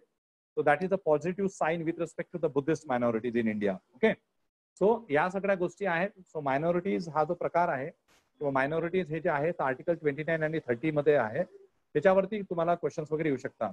Okay, so in short, our fundamental rights are very important. One thing which is related to fundamental right, you can approach to the Supreme Court in case of violation of your fundamental right by individual, by organization, by your state government, by your central government or any other department of the government. ठीक आहे, त्याच्या against मध्ये तुम्ही जाऊ शकता. मग ते आता व्हायलेशन कुठले कुठले, समजा आता तुम्ही शाळेमध्ये तुम्हाला शिकण्याचा अधिकार आहे, एज्युकेशनल राईट आहे ना, तुम्हाला तुमच्यासोबत जर जातीभेद झाला तर तो जातीभेद सुद्धा व्हायलेशन ऑफ फंडामेंटल राईट आहे एक प्रकारे. मग त्याच्यातून एक कायदा जन्माला आला, that is called as the prevention of the atrocities on the schedule caste and the schedule tribes वगैरे वगैरे. ठीक आहे, त्याच्यानंतर तुम्ही आता एखाद्या सार्वजनिक ठिकाणी आहात, म्हणजे suppose if you are in at some kind of like तुम्ही कुठल्या तरी रिलिजियस प्लेसला व्हिजिट करताय, but because of some or other thing that management of that particular religious institution not allowing you, then that is also violation of your fundamental right. तुम्हाला एखाद्या हॉटेलमध्ये जायचं आहे, आता हॉटेलमध्ये जायला काही मना नसते, परंतु खायचं असेल तर पैसे पाहिजे असतात, है की नाही? पैसे नसले तर तो भांडे घासायला लावेल तुम्हाला, है ना? पण हॉटेलमध्ये जायला काही मनाई नसते, कारण हॉटेल जे आहे ते सार्वजनिक ठिकाण आहे, है ना? हॉटेल काय तर सार्वजनिक ठिकाण आहे. हॉटेलमध्ये चालले आपले तुम्ही, पण कधी कधी लोक काय करतात, कपडे बघून म्हणजे तुम्ही एकदमच आता 10 दिवसात म्हणजे तुम्ही एकदमच ते चिखलाने माखलेले कपडे घेऊन गेलात तर तुम्हाला नाही येऊ देणार तो हॉटेलवाला, आहे की नाही? तो डोअर वरतीच म्हणेल की पहिले साबण घे, लाईफ बॉयचा, आंघोळ वगैरे करून ये, त्याच्यानंतर मी येऊ दे. ठीक आहे. सो म्हणजे अशा केसेस मध्ये ते लॉजिकल पण असतं का हाकललं, ते लॉजिकल पण असू शकतं. पण मोस्ट ऑफ द केसेस मध्ये सार्वजनिक ठिकाणे जी असतात, म्हणजे मंदिर असू द्या, मस्जिद असू द्या, गुरुद्वारा असू द्या, चर्च असू द्या, है की नाही, ह्या सगळ्याच ठिकाणी irrespective of caste, community, religion वगैरे तुम्हाला तुमच्यासोबत डिस्क्रिमिनेशन करता येत नाही. म्हणून तुम्ही बघा, आता शबरीमालाचा इश्यू आला होता, है ना, शबरीमालाचा इश्यू आला होता ना, केरळाचा शबरीमालाचा issue. So ultimately that is a violation of the fundamental rights of the womens in India. Okay, त्यानंतर आपल्या इकडे शनी शिंगणापूरची केस होती महाराष्ट्रामध्ये. So that is also, then this is again related to the other religious institutions also. If the women are not getting equal treatment under the name of religious practices, then constitutionally that is a violation of the fundamental right. आपकी मान्यताएं, परंपराएं क्या बोलती है उससे कोई मतलब नहीं है, बिकॉज वो आपके घर में है. हाँ, यस, ओके, वो कॉन्स्टिट्यूशन क्या बोलता है कि practice your religion at your home and you can promote your religion among the people.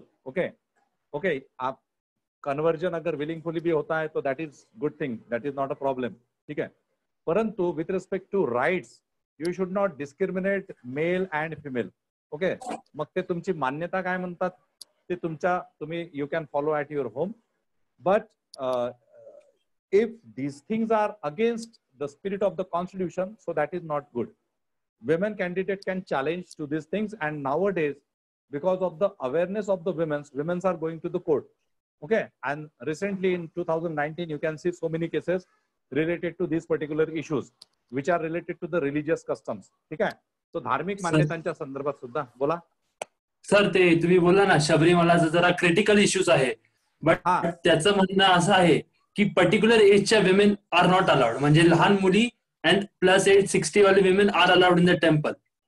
मग जर ना विमेन्सनी जर ऑब्लिगेट केलं की आम्हाला पण यायचे त्या मंदिरात, तर ते रिलिजियस कल्चरल बिलीफ त्या मंदिरचे डिस्टर्ब होतील असं नाही वाटत? नाही तर ते झालंच ना, ते भरपूर त्याच्यावरती सुरू होतं ना. हो, त्याच्यावरती दंगे पण झाले त्या साईडला. हा, त्याच्यावरती भरपूर सुरू होतं. त्याच्यामध्ये सगळ्यात महत्वाची गोष्ट अशी होती की सुप्रीम कोर्टाच्या 5 जजेसच्या बेंचनी, okay, there was a bench of 5 जजेस of supreme court, and they gave their ruling with respect to that Shabrimala case, in that there is one women judge, one female judge, Justice Indu Malhotra.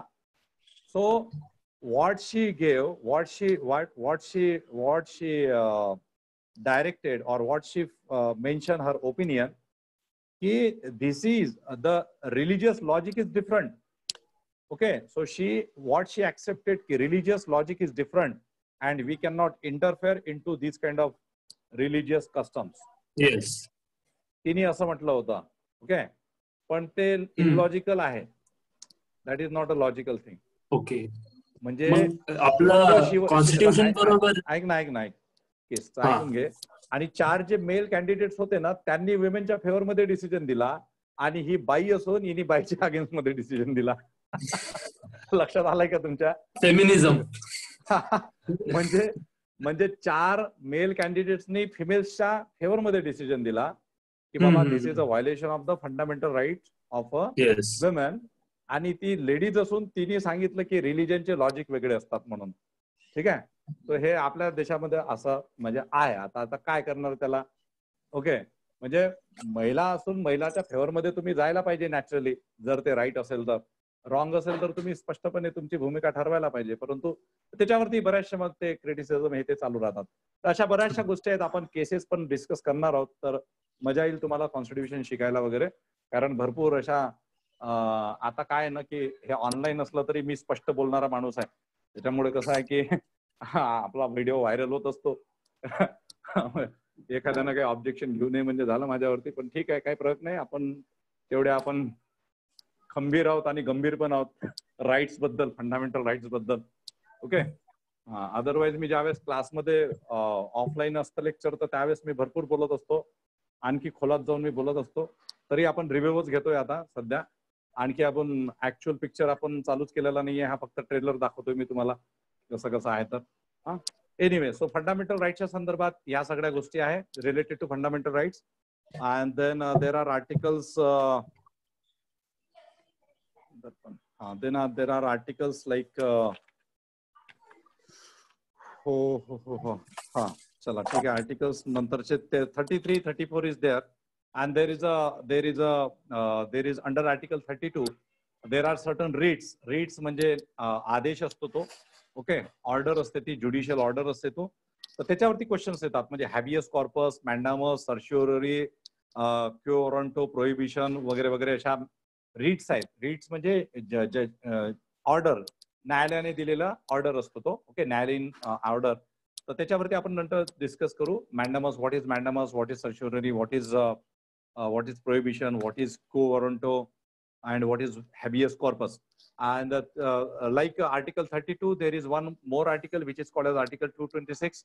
So this article is very important with respect to your your approach to the high courts, directly approach to the high court.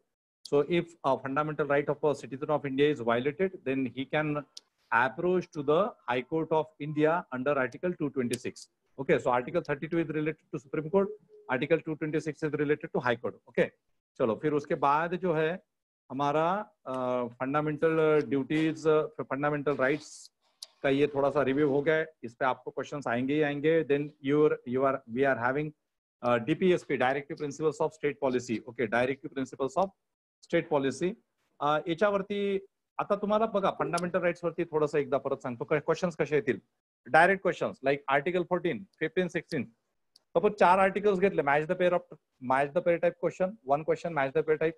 Okay, त्याच्यानंतर तुम्ही हे घ्या like your this one which of the following statement with respect to the aims and objectives of the fundamental rights is are true? Okay, with respect to the aims and objectives of the fundamental rights enshrined in the Constitution of India is are true. असा जर आला question, मग त्याचे 4 तुम्हाला हे देतील किंवा 3 तुम्हाला हे देतील. जसं आता मी पहिल्यांदा सांगितलं, the aim and objective of the fundamental right mentioned in the Indian Constitution is promotion of the political democracy. Okay. Second point मध्ये येतील की it is against autocratic rule. Okay. Or authoritarian or the autocratic or the totalitarian rule. म्हणजे त्याला आपण म्हणू शकतो की autocratic रूलच्या against मध्ये आहे. ऑटोक्रेटिक रूलच्या ऑटोक्रेटिक म्हणजे काय, तर ज्याला आपण म्हणतो हुकुमशाही प्रवृत्ती. यस, फॅसिझम, फॅसिस्ट है ना, आपण म्हणतो ना फॅसिस्ट है, ये आदमी फॅसिस्ट है, फॅसिज्म है ना. सो ये जो है ऑटोक्रेटिक रूल म्हणजे हुकुमशाही नको है ना. We are talking about democracy. We are having a democratic setup in India. We have adopted a parliamentary democratic model in India. Okay. So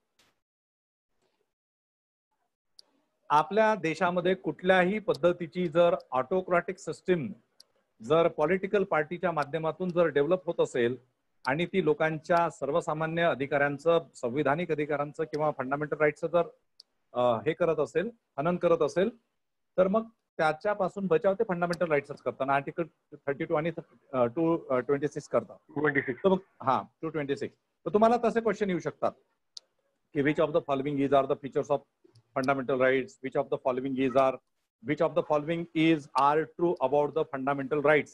okay, मग त्याच्यात 2-3 काहीतरी पॅरामीटर्स टाकतील आणि मग तुम्हाला त्याचं इज म्हणजे 1 and 2 is true, 1, 2, 3 is true, none of the above is true, all of the above are true वगैरे वगैरे. ठीक आहे. आता त्याच्यानंतर मग तुम्हाला प्रॅक्टिकल अप्लिकेशन वाले क्वेश्चन्स येतील. जसं फॉर एक्झाम्पल मी तुम्हाला सांगितलं की article 14 equality before law and equal protection by the law. So you will get those questions which comes under the concept of equality before law, which comes under the concept of equal protection by law. Okay, so equality before law and equal protection by law. आता समजा तुम्हाला अनटचेबिलिटीच्या संदर्भात article 17 is related to untouchability. You can see so many cases which are related to the practices of untouchability in India. आप मानो ना मानो, हमारे देश में आज भी बहुत ही घिनौने तरीके से जो कास्टिज्म की जो प्रैक्टिसेस है वो अलग अलग फॉर्म्स में दिखाई देती है. Okay, that you can see in your urban areas, that you can see in your rural areas. Okay, so yes, पायल तड़वी केस अभी इसने कहा. Okay, so she was a tribal student, belonged to the tribes in Maharashtra, and last time she was tortured. She was a medical student. You must be knowing Payal Tadvi case, right? पायल तड़वी केस तुम्ही लोकांनी ऐकलं असेल. So पायल तड़वी केस में क्या था कि she was from that Jadgaon, that side. She studied here at a very prestigious institution of Mumbai Medical College. She was pursuing her master's in medical science, and she was tortured. She was tortured by some upper caste female doctors, and finally she committed suicide. Why this suicide? She was a victim of these kind of practices which are into the veins of Indian society. आपल्या देशातल्या अनेक लोकांच्या रक्तामध्ये ज्या अशा विषमतावादी गोष्टी असतात, त्यांच्या डोक्यातून जी कीड निघाली बाहेर, तिने त्याला टॉर्चर केलं आणि त्याच्यातून म्हणजे तिच्यावरती असं बरेचदा तिला असं हे करण्यात येत होतं त्या पायल तडवीला की she belong to schedule tribe. Okay, so she was a tribal candidate. So she was tortured by those students who belong to upper strata of the society. Okay, so these kind of practices you can see, and ultimately she committed suicide. अनेक ठिकाणी प्रदर्शनं झाली वगैरे वगैरे झाली, त्याचा केस चालूच आहे. Recently in Maharashtra itself, in Nagpur district, and I think in Pune, okay, in Pune, at Pune. So the 2 cases of caste atrocities, okay, the two boys, two young persons got murdered, okay, that are also caste atrocities.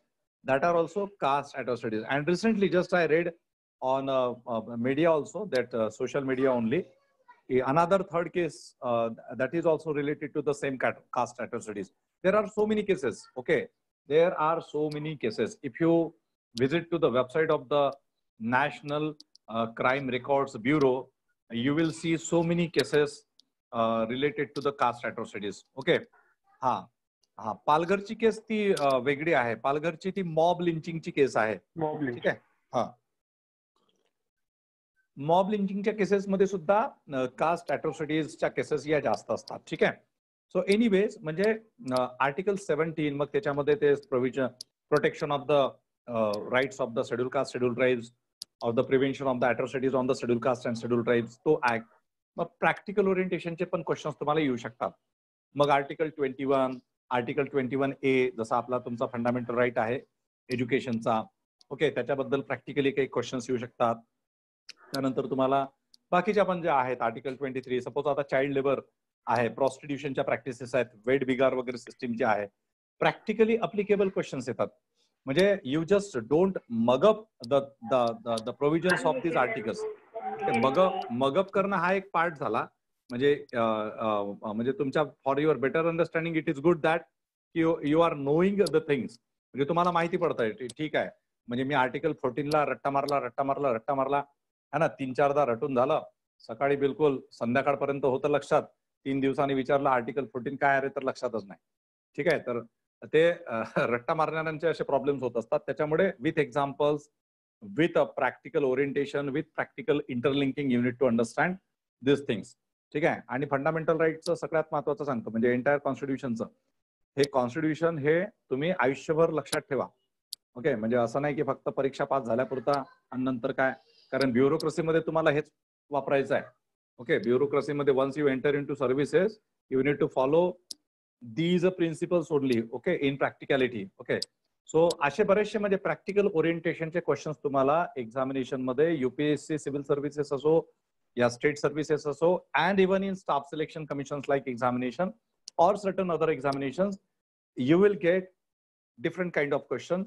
For class 1 level, म्हणजे जसं state services and civil services examination, the difficulty level of the question is more. Okay, the difficulty level is more. But if you are taking some question of the staff selection commission examination, so they will simply ask you which of the means they will simply ask you article 21 related to what, okay, or which of the following feature is mentioned in the article 21. Okay, or which of the following is mentioned in article 32. So simple, article 32 ka hai, so you can directly go to the Supreme Court of India if your fundamental right is violated. Okay, or in case of violation of the fundamental right, approach to the Supreme Court of India. Article 226 ka hai, approach to the High Court of India. So ashe factual questions sudha, ha, right to constitution remedies, so that is the correct word. Okay, ठीक आहे. तर हे झालं तुमचं fundamental right. Directive principles of state policy वरती येतो. आता आपण फंडामेंटल राईट्सला आपण सांगितलं की पॉलिटिकल डेमोक्रेसी एस्टॅब्लिश करणे हे आयडियलिझम आहे त्याचं. इथे directive principle of state policy काय म्हणतं की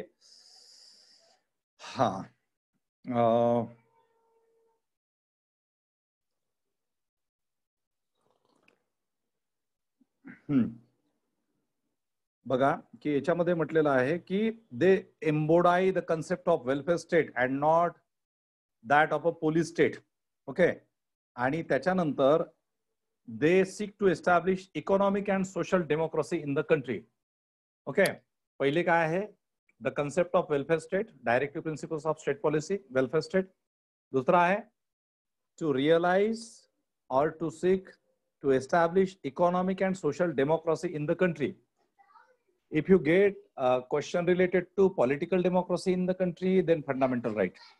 If you get question related to social and economic democracy in the country, then you need to correlate with the directive principles of state policy. Directive principles of state policy ला राज्याची नीतिदर्शक तत्वे असं म्हणण्यात येतं.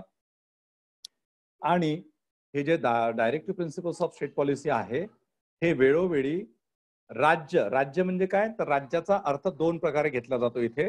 राज्य म्हणजे तुमचं सगळेच राज्य सरकार, आणि राज्य म्हणजे तुमचं संपूर्ण केंद्र सुद्धा, म्हणजे तुमचं your state government, all state government and your central government. Okay, so social end economic democracy, very important word, सामाजिक और आर्थिक लोकशाही का निर्माण करना, है ना.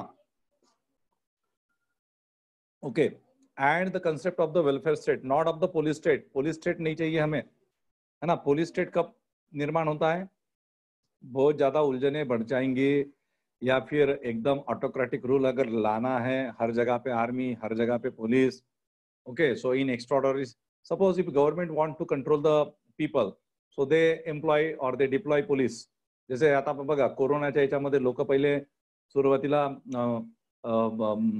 पोलीस लोकांनी खूप टाईट वगैरे प्रशासन ठेवलं, फाईन मारणं किंवा कोणाला काहीतरी छोटी मोठी पनिशमेंट करणं वगैरे वगैरे वगैरे, ठीक आहे. पण काही लोक समजदार होते, ऐकायचे, काही लोक नाही ऐकायचे, मग त्याच्यासाठी ते कडक करावं लागतं.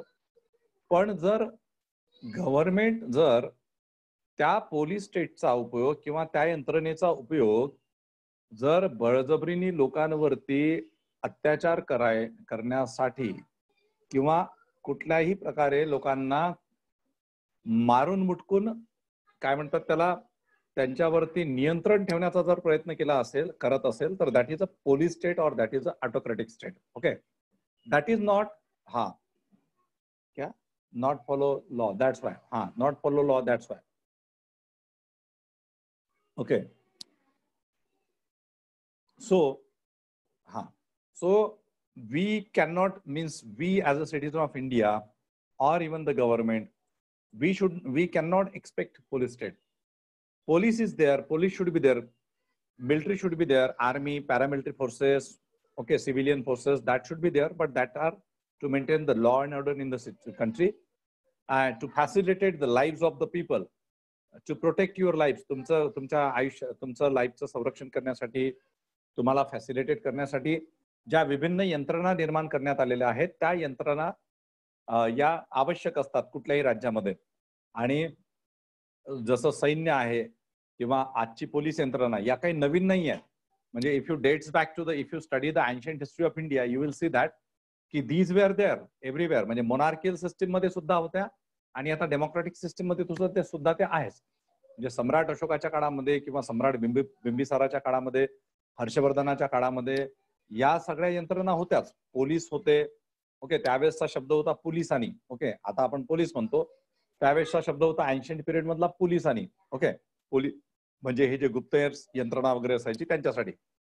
ओके, किंवा संचारहा पण म्हटलं जायचं त्यांना, संचारहा म्हणजे जे संचार करत राहायचे, खाजगी गुप्तहेर असायचे हे लोक सगळे. ओके, सो तो वेगळा पार्ट आहे, आता तो वेगळा विषय झाला, प्राचीन भारताचा इतिहास झाला तो. सो बेसिकली कसं आहे ना की DPSP talks about creation of the welfare state, establishment of the welfare state, and the another thing is establishment of the social and economic democracy in India. Social and economic democracy in India. आता ती कशी निर्माण व्हायला पाहिजे, social and economic democracy, सामाजिक आणि आर्थिक लोकशाही भारतामध्ये कशी निर्माण व्हायला पाहिजे. आता याच्यामध्ये कसे ना, हा परत जो DPSP जो आहे ना, तो पण प्रॅक्टिकल ओरिएंटेड पार्ट आहे. ओके, म्हणजे तुम्ही नुसताच आर्टिकल वेगवेगळ्या 36 मध्ये काय, 37 मध्ये काय, 38 मध्ये काय, आणि आर्टिकल 51 पर्यंत काय आहे, हे तुम्हाला माहिती असणं आवश्यक आहेच. पण what is a practical application of all these articles, that is more important. Okay, that is more important, because nowadays I am means repeatedly I am saying in my all sessions, all lectures, that constitution is nothing but, means constitution is one document, but constitution should be live. constitution हे जिवंत असलं पाहिजे. ते जिवंत कसं असेल, जोपर्यंत त्याच्या प्रोव्हिजन्स वरती पॉलिसीज आणि प्रोग्राम्स सक्सेसफुली इम्प्लिमेंट होत नाही, तोपर्यंत भारतीय संविधान किंवा त्या संविधानातील निर्देश हे जिवंत राहू शकत नाही. So application of the provisions is very important part. Okay, application of the provision is very important part. ते जर नसलं तर तुम्ही, म्हणजे तुमचं संविधान आहे आहे, चांगला आहे बाबा डॉक्युमेंट. लोक फार इमोशनल आहेत, काही लोक संविधानाच्या बाबतीत. ओके, भारतीय संविधान बिल्कुल ऐसा नहीं होना चाहिए, वैसा नहीं होना चाहिए, है ना. लेकिन एप्लीकेशन वाली जो बात है वो तो ऐसे ही तोड़ मरोड़ के रखी जाती है ना. कितने सारे प्रोविजंस ऐसे हैं संविधान के कि जो अप्लाई ही नहीं किए जाते, या फिर अप्लाई भी किए जाते हैं तो उसमें काफी सारे लैक्यूनाज रहते हैं. लेकिन काफी लोग बहुत से एग्रेसिव होते हैं. सो ये अगर संविधान का प्रॉपरली एप्लीकेशन नहीं होता है तो उसके लिए भी कॉन्स्टिट्यूशनल कोर्स है और संविधानिक मार्ग ही है उसके लिए. End the very important thing is that which itself Dr. Ambedkar mentioned in his speeches, the political key is the master key for all problems. Okay, राजकीय शक्ति ये सारी समस्याओं की एक मास्टर की है, चाबी है, ऐसा बाबा साहब आम्बेडकर ने कहा था. End specifically his direction was to those people of the society who were like deprived and who were neglected, who were deprived with their rights, all different sections of the society, including the women's of the society also, women's of the society. Just a minute.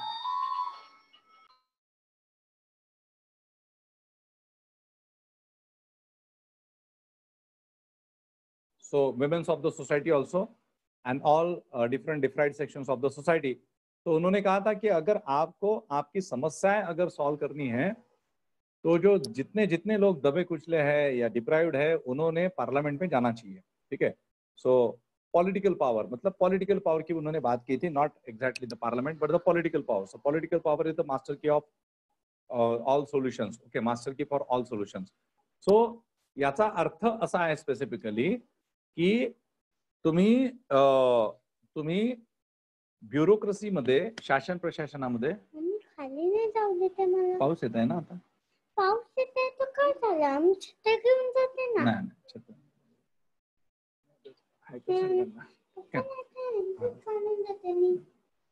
Okay. So sorry for disturbance. So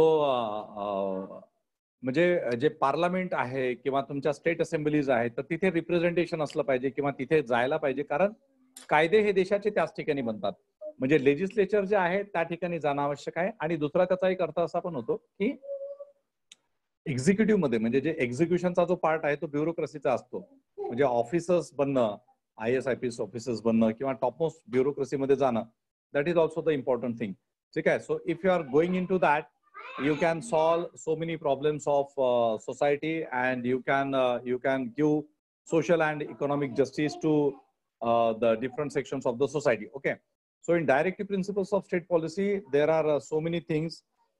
There is one thing which is very important with respect to directive principles of state policy, that is how the principles are divided. त्याच्यामध्ये एक mention करण्यात आलेलं आहे की socialistic principal is there. दुसऱ्या याच्यामध्ये mention केलेलं आहे की DPSP is divided into Gandhian principle. Okay, म्हणजे गांधीयन आयडिओलॉजीच्या अंतर्गत. आणि तिसरं एक देण्यात आलेलं आहे की liberal intellectual principles. Liberal intellectual principles. आता याच्यावरती थेट क्वेश्चन्स येतात बरेचदा. ओके, की which are the which principles of the directive principles of state policy are under the category of socialistic principles, which are under the category of the Gandhian principles, and which comes under the category of liberal intellectual principles. Okay, so you will get questions related to that. आता जसं मी तुम्हाला socialistic principle or yesterday only we discussed that की what is socialistic principle or what is the idea of socialism. So मी तुम्हाला म्हटलं होतं की the things which are in favor of the workers, in favor of the laborers, okay, that comes under socialism or the socialistic ideas. Okay, there should not be any kind of basically economic kind of discrimination. म्हणजे आर्थिक आधारावरती कुठल्याही पद्धतीचं discrimination नसावं आणि participation असावं प्रत्येकाचं. Okay, म्हणून मी तुम्हाला सांगितलं होतं की वर्कर्स फेवरच्या पॉलिसीज असतात त्या तुमच्या सोशलिस्टिक प्रिन्सिपल्स मध्ये येतात. ठीक आहे. आणि मग त्याच्यासाठी बऱ्याचशा ज्या गोष्टी आहेत त्या डायरेक्टिव्ह प्रिन्सिपल्स मध्ये आलेल्या आहेत. जसं आता इक्वल पे फॉर इक्वल म्हणजे मेल आणि फिमेल साठी इक्वल पे असला पाहिजे, समान काम समान वेतन, हे जी प्रिन्सिपल आहे सोशलिस्टिक मध्ये येतं. त्याच्यानंतर मग सगळ्याच लोकांचं लाईफ चांगलं झालं पाहिजे, त्याच्यासाठीच्या बऱ्याचशा ज्या योजना आहेत त्या पण याच्यामध्ये येतात, सोशलिस्टिक प्रिन्सिपल्स मध्ये येतात. तो त्या काय काय एक्झॅक्टली आहेत ते आपण नंतर डिस्कस करणार आहोत. गांधीयन प्रिन्सिपलच्या संदर्भात काही गोष्टी विचारल्या जातात, त्याच्यामध्ये बरेचसे आर्टिकल्स आहेत.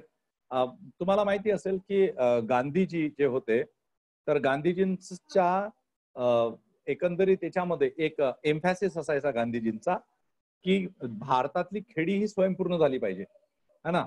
The villages should get autonomy and the villages should get self sufficiency. Okay, villages जे आहेत तर ते सेल्फ सफिशियंट झाले पाहिजे. ओके, आता नवीन काळातला शब्द आहे परत आत्मनिर्भर, आताच आपण ऐकलेला आहे तो काही दिवसांपूर्वी, म्हणजे असं तो आधीचाच रुळलेला शब्द आहे पण तो आता नवीन परत ऐकल्यासारखा वाटला. Okay, so you will see that की Gandhi talks about the self sufficiency or the development of the villages, and that's why those things which are mentioned with respect to that particular ideas or the idealism, it comes under Gandhian principles. मग त्याच्यामध्ये काही articles आहेत, जसं आता cottage industry. Cottage industry माहिती आहे का तुम्हाला, ज्याला आपण नॉर्मली कुटीर उद्योग किंवा गृह उद्योग वगैरे असं म्हणतो, म्हणजे घरगुती असतात ना आपले घरचे, है ना. काही काही लोक काय करतात की घरातलेच लोक, म्हणजे कोणाला पेमेंट द्यायची गरज नाही. ओके, घरचेच लोक, समजा एखादी महिला असेल तर महिला काय करेल की पापड लाटायचे काम करतील, घरच्याच महिला, आहे ना. बाकीचा काही उद्योग नाही राहिला तर तसंही आपल्या इकडे पिकल बनवतात, तसंही आपल्या इकडे ग्रामीण भागामध्ये किंवा शहरी भागामध्ये, निमशहरी भागामध्ये, म्हणजे जे सेमी अर्बन असतात तर त्या ठिकाणी असे छोटे मोठे उद्योग चालू होतात, महिला वगैरे. ओके, सो कॉटेज इंडस्ट्रीज, मग या कॉटेज इंडस्ट्रीज साठी गव्हर्नमेंटची काहीतरी पॉलिसी असली पाहिजे. ओके, सो ही पॉलिसी जी आहे तर ती डायरेक्टिव्ह प्रिन्सिपल्स ऑफ स्टेट पॉलिसीमध्ये असे काही आर्टिकल्स आहेत की which are related to the promotion of the cottage industries. Okay, मग त्याच्यामध्ये मग इंडिव्हिज्युअल बेसिसवरती की कोऑपरेशन बेसिसवरती, त्याच्यानंतर मग वेगवेगळ्या सोसायटीज ज्या आहेत त्याच्या संदर्भातले काही ऍक्ट्स आहेत. त्यानंतर एज्युकेशनल इकॉनॉमिक इंटरेस्ट जे आहेत शेड्यूल कास्ट आणि schedule ट्राईबचे.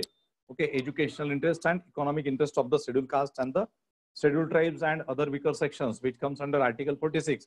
That also considered into the Gandhian principle. Okay, आणि त्याच्यानंतर मग intoxicants. Okay, prohibition of the intoxicants. Okay, म्हणजे अल्कोहोल्स वगैरे घेतात ना लोक, आहे ना, तर त्याच्या संदर्भातला एक आर्टिकल आहे. सो आर्टिकल 47 मध्ये मेन्शन केलेला आहे. त्याच्यानंतर गायींची वगैरे हत्या होते, स्लॉटर ऑफ द क्लाउज, काल्व्स, ठीक आहे, किंवा अदर जे अॅनिमल्स असतात, सो त्यांच्या संदर्भातलं एक आर्टिकल आहे. ऑल दिस कम्स अंडर गांधीयन प्रिन्सिपल. मग आता तुम्ही त्या याच्यावरती गव्हर्नमेंट वेगवेगळ्या पॉलिसीज किंवा गव्हर्नमेंट वेगवेगळे ऍक्ट्स बनवत असतं. म्हणजे many times you can see that की there are certain policies which are related to workers, which are in favour of the women, which are in favour of the scheduled caste, scheduled tribes, which are in favor of the rural areas, which are in favor of the cooperative societies, cottage industries. So if you get these kind of schemes,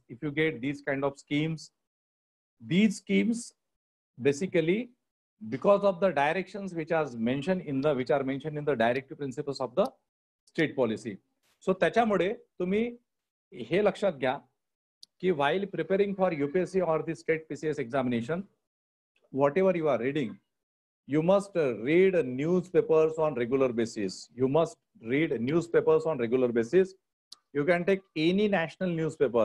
You ought to read one English newspaper and if possible one vernacular newspaper.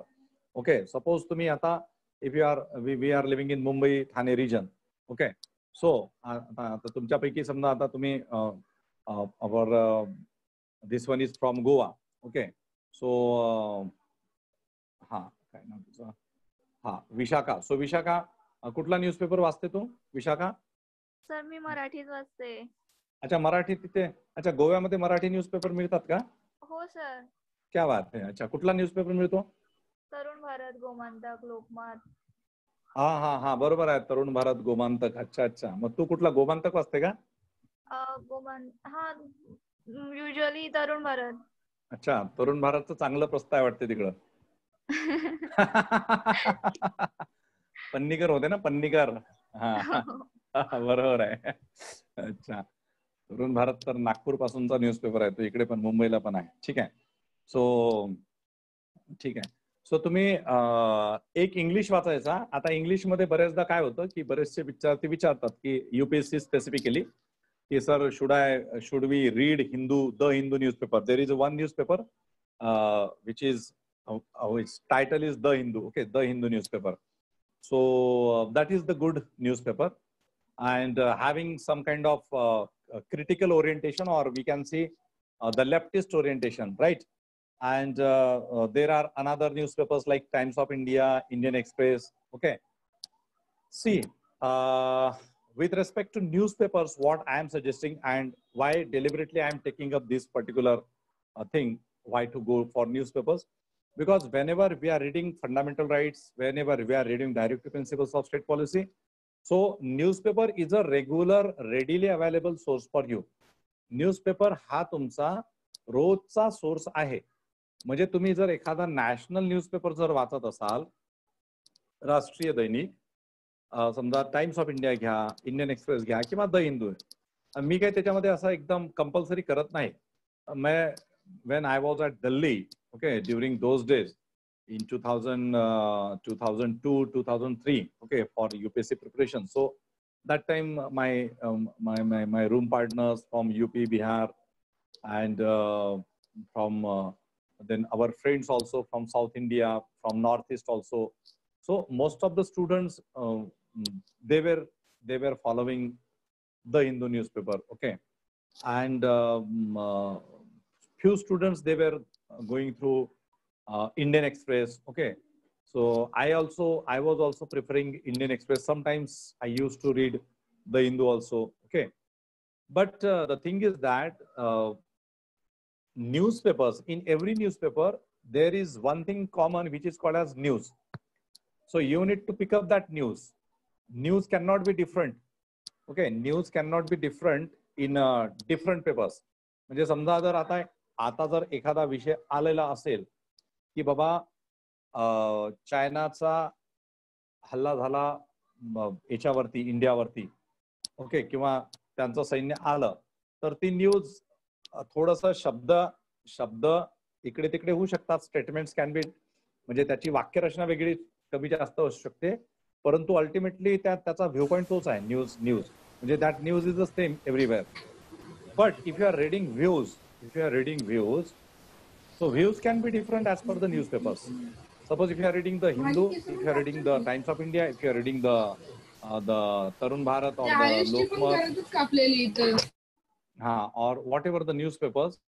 So in a newspapers, if you are reading some articles of editor, articles of some important personalities, okay, like what you can say, ज्याला आपण म्हणतो की authority personality. Suppose somebody is writing article on recent Indo-China relations. So if the article is written in Hindu, if the article is written in Times of India, if the article is written in the Indian Express or in Lok Satta, Lokmat, Tarun Bharat, Samna, वगैरह paper, the article can be differ as per the orientation of the writer. रायटरची जी ideology असेल त्या ideology नुसार तो लिहिणार. तो जर सरकारच्या फेवरमध्ये असेल तर तो फेवरमध्ये लिहिणार, तो न्यूट्रल असेल तर तो इकडलं तिकडलं दोन्ही पण बघून लिहिणार, आणि तो अपोज मध्ये असेल तर तो कितीही चांगला असेल तरी तो त्याचा टोन जो असेल तो विरोधातच असेल.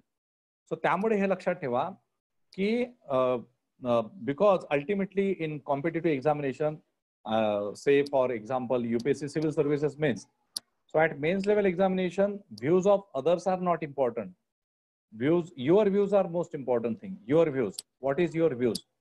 So this thing is more applicable to socio-economic issues also. Socio-economic issues, सामाजिक issues असतील, आर्थिक समस्या असतील, पॉवर्टीची समस्या असेल, अनएम्प्लॉयमेंट असेल, वगैरे वगैरे. Okay, so specifically if you are reading newspapers, So in newspapers for the UPSC mains examination, specifically views, you can read views of any person, but you don't need to follow those views. If you feel that the views are good and the views can be supportive to your answer at UPSC mains examination, then you can pick up those views.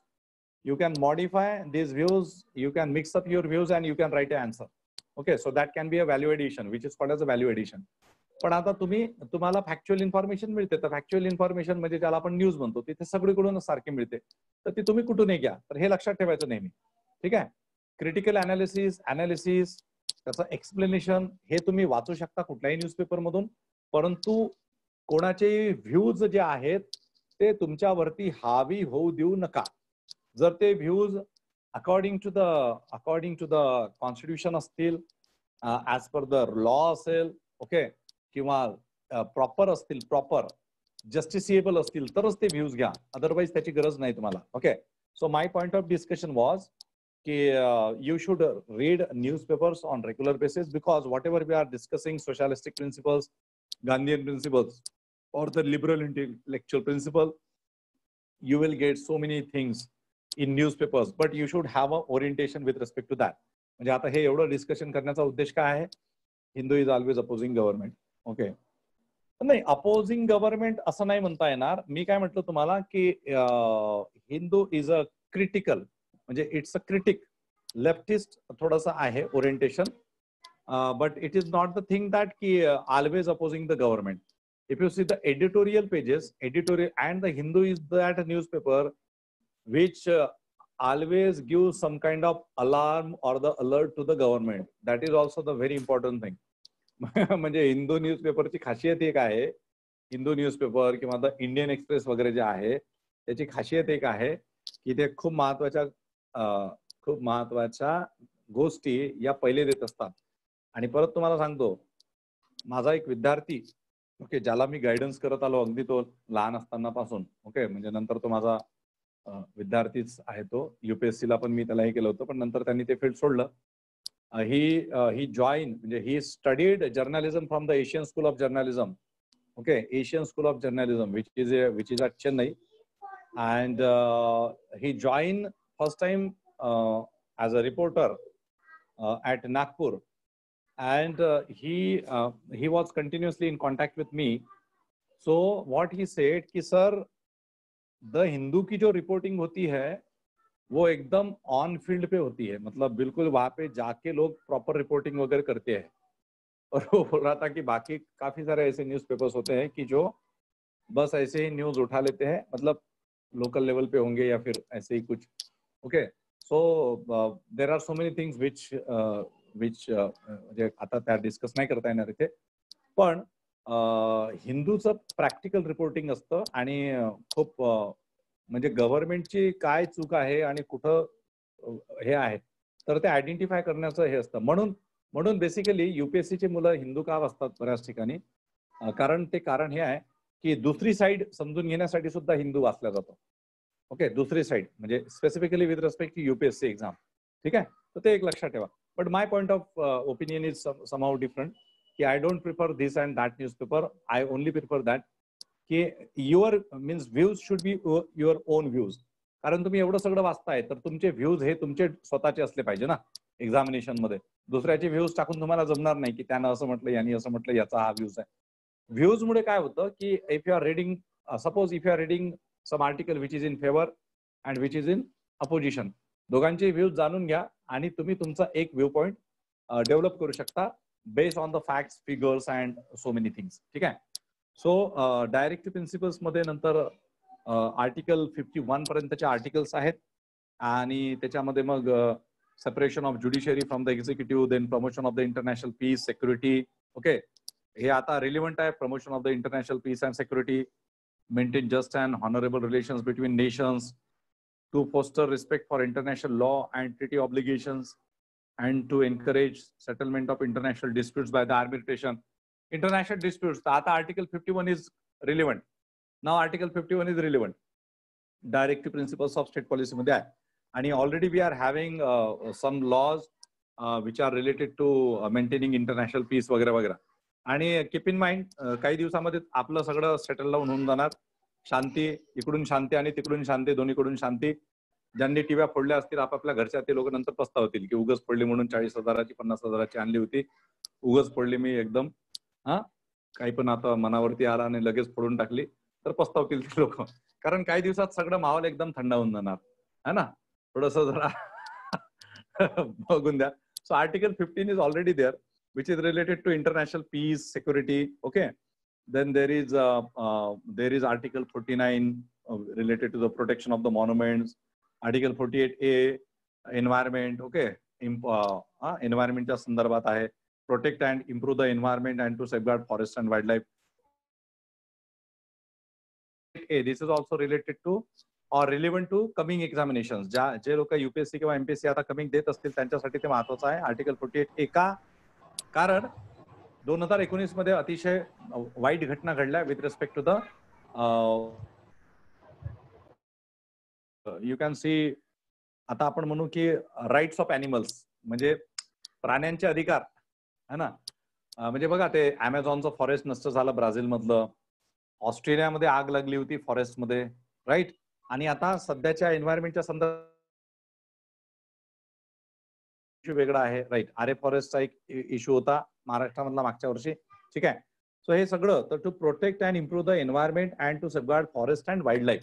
So article 48A that can be relevant for coming examination. याच्यावरती प्रश्न coming examination मध्ये ज्या आता 2020च्या UPSC MPSCच्या 4 October आणि September मध्ये declared exams आहे त्याला आर्टिकल 48A रिलेव्हंट आणि आर्टिकल 51 इज ऑल्सो रिलेव्हंट.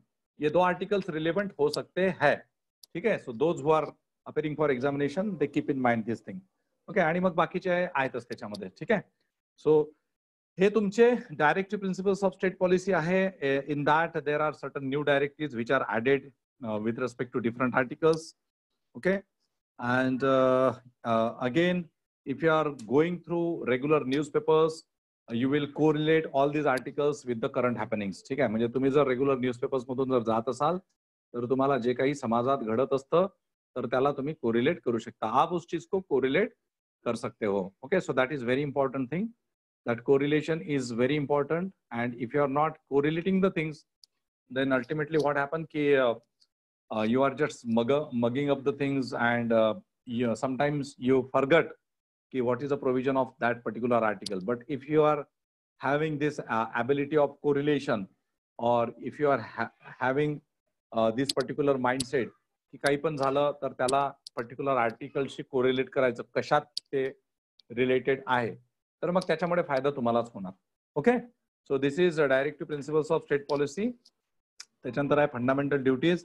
आता फंडामेंटल ड्युटीज कंप्लीट करतो आणि इथे थांबतो मी. उद्या मग आपण बाकीचं कॉन्स्टिट्यूशन ओव्हरव्ह्यू जो आहे तो फिनिश करून टाकू. आता एक फंडामेंटल ड्युटीज जे आहे ना that were not in the constitution of India actually, but there was a Swaran Singh committee and through that Swaran Singh committee with 42nd amendment म्हणजे घटना दुरुस्ती 1976, this Swaran Singh committee recommended certain duties and finally 10 duties were adopted in 1976 with the 42nd Amendment Act 1976 and under this 51A. Okay, 51A. So article is 51A and in that 51A there are fundamental duties. So fundamental duties मध्ये काय म्हटलं आहे त्यांनी 10 duties होत्या, आता ती 11वी add झालेली आहे. 11th duty is added to the Constitution of India in the list of the fundamental duties. So 11 आता आहे. जर तुम्हाला प्रश्न आला तुम्हाला असा प्रश्न येऊ शकतो की स्वर्ण सिंग कमिटीने किती ड्युटीज सजेस्ट केल्या होत्या. ओके, तर तो एक प्रश्न आहे. त्याच्यानंतर किती ड्युटीज स्वर्ण सिंग कमिटीच्या रेकमेंडेशन्स नुसार मेन्शन करण्यात आल्या तर तो एक वेगळा प्रश्न होऊ शकतो. ओके, स्वर्ण सिंग कमिटीने 8 ड्युटीज सजेस्ट केल्या होत्या परंतु त्याच्यामधल्या काही घेतण्यात आल्या, काही नाही घेतण्यात आल्या आणि फायनली 10 ड्युटीज मेन्शन करण्यात आल्या 42nd अमेंडमेंट 1976च्या याच्यानुसार, अमेंडमेंटनुसार. मग 10 ड्युटीज होत्या आणि मग 10च्या नंतर आणखी 11वी ड्युटी केव्हा अडॉप्ट करण्यात आली आणि ती कुठली आहे तर त्याच्यावरती पण तुम्हाला क्वेश्चन येऊ शकतो. FD is very important. Fundamental duties are very important. त्या आपण ज्यावेळेस ते डिस्कस करू तर त्यावेळेस आपण त्याला डिटेलमध्ये डिस्कस करू. सो ती लिस्ट आहे 11 ड्युटीजची ऍट प्रेझेंट मध्ये.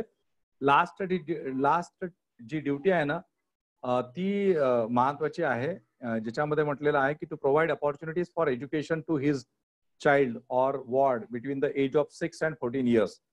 This duty was added by the 86 Constitutional Amendment Act 2002.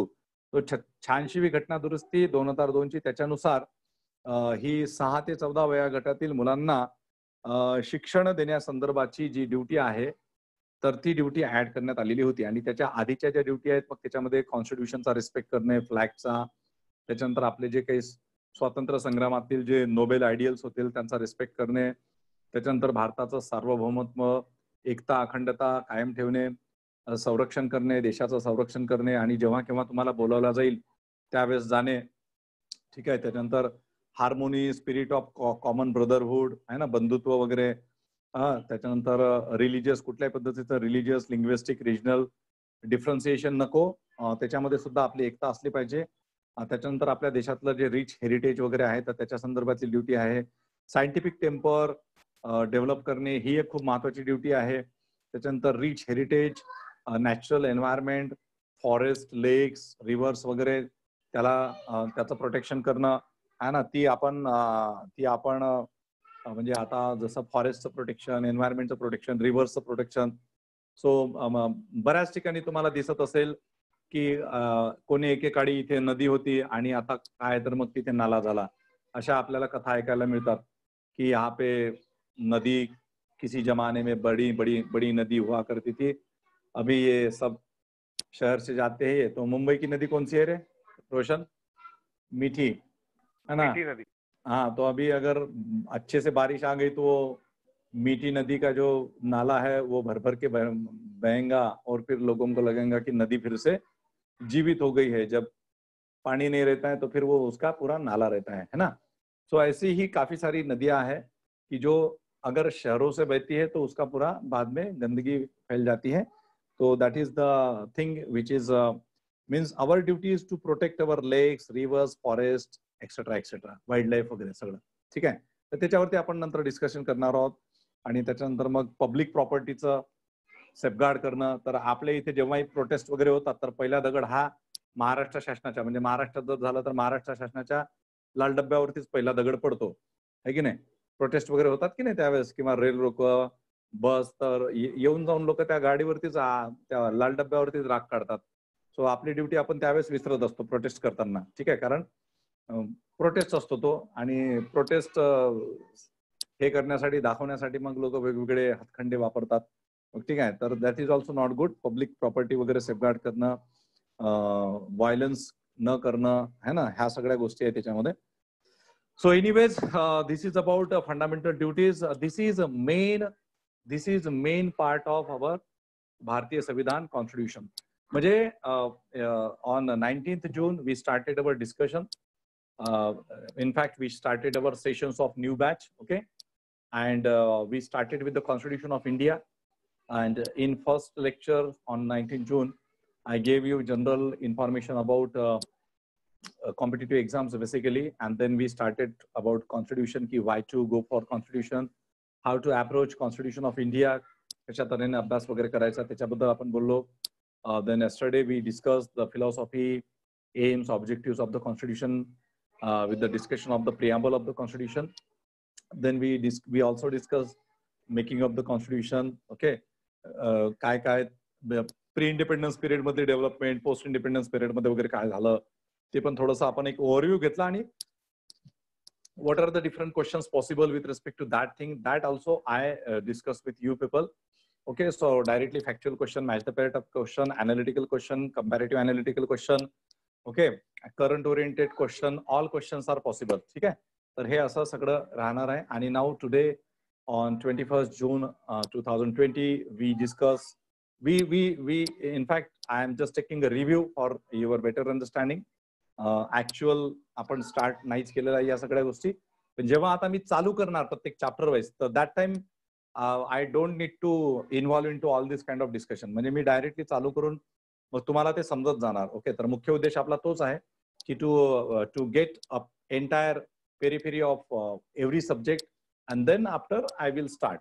Okay, so from prelims point of view, from mains point of view, I am discussing all the things. So fundamental rights, directive principles of state policy, and fundamental duties, all three sections and these parts are of constitution are very important. And you will get question which are static, that is related to article directly, and correlated questions which are related to your happening in and around. Okay, so newspaper is important source. Try to get newspapers. If you are getting online newspapers, read newspapers and try to identify news. How to get notes from newspaper, that will be my separate lecture. Okay, very soon I will take a lecture on that also. Okay, newspapers मधून notes कशा काढायच्या त्याच्यावरती माझं एक separate lecture असेल. Okay, ठीक आहे. अच्छा, सो सगळ्यांनी आपलं युट्यूब चॅनल सबस्क्राईब केलेलं नसेल तर सबस्क्राईब करा. याच्या आधीचे जे काही व्हिडिओज असतील ते बघा. आणि परत सांगतो की if you are having some friends those who are having some interest in competitive examination, तर त्यांना पण तुम्ही सजेस्ट करा ते युट्यूब. आपलं काही दिवस पुढचे मी त्या युट्यूब वरती व्हिडिओज रेग्युलरली टाकणार आहे थोडेसे, because considering this corona emergency, it is like our some kind of social help to the students who are in different parts of India and Maharashtra, so that they can get benefits out of my lecture. Okay, so you can suggest that YouTube channel, you can promote that YouTube channel among your friends. Okay, आणि ते बघा तुम्ही व्यवस्थित बघा, ठीक आहे, कारण त्याच्यामध्ये बऱ्याचशा गोष्टी मी अगदी डीप मध्ये मी शेअर केलेल्या आहे. डिक्टेशन सुद्धा ऑनलाईन आपण आता, since we are taking online lecture, so I have given dictations also, so go through that.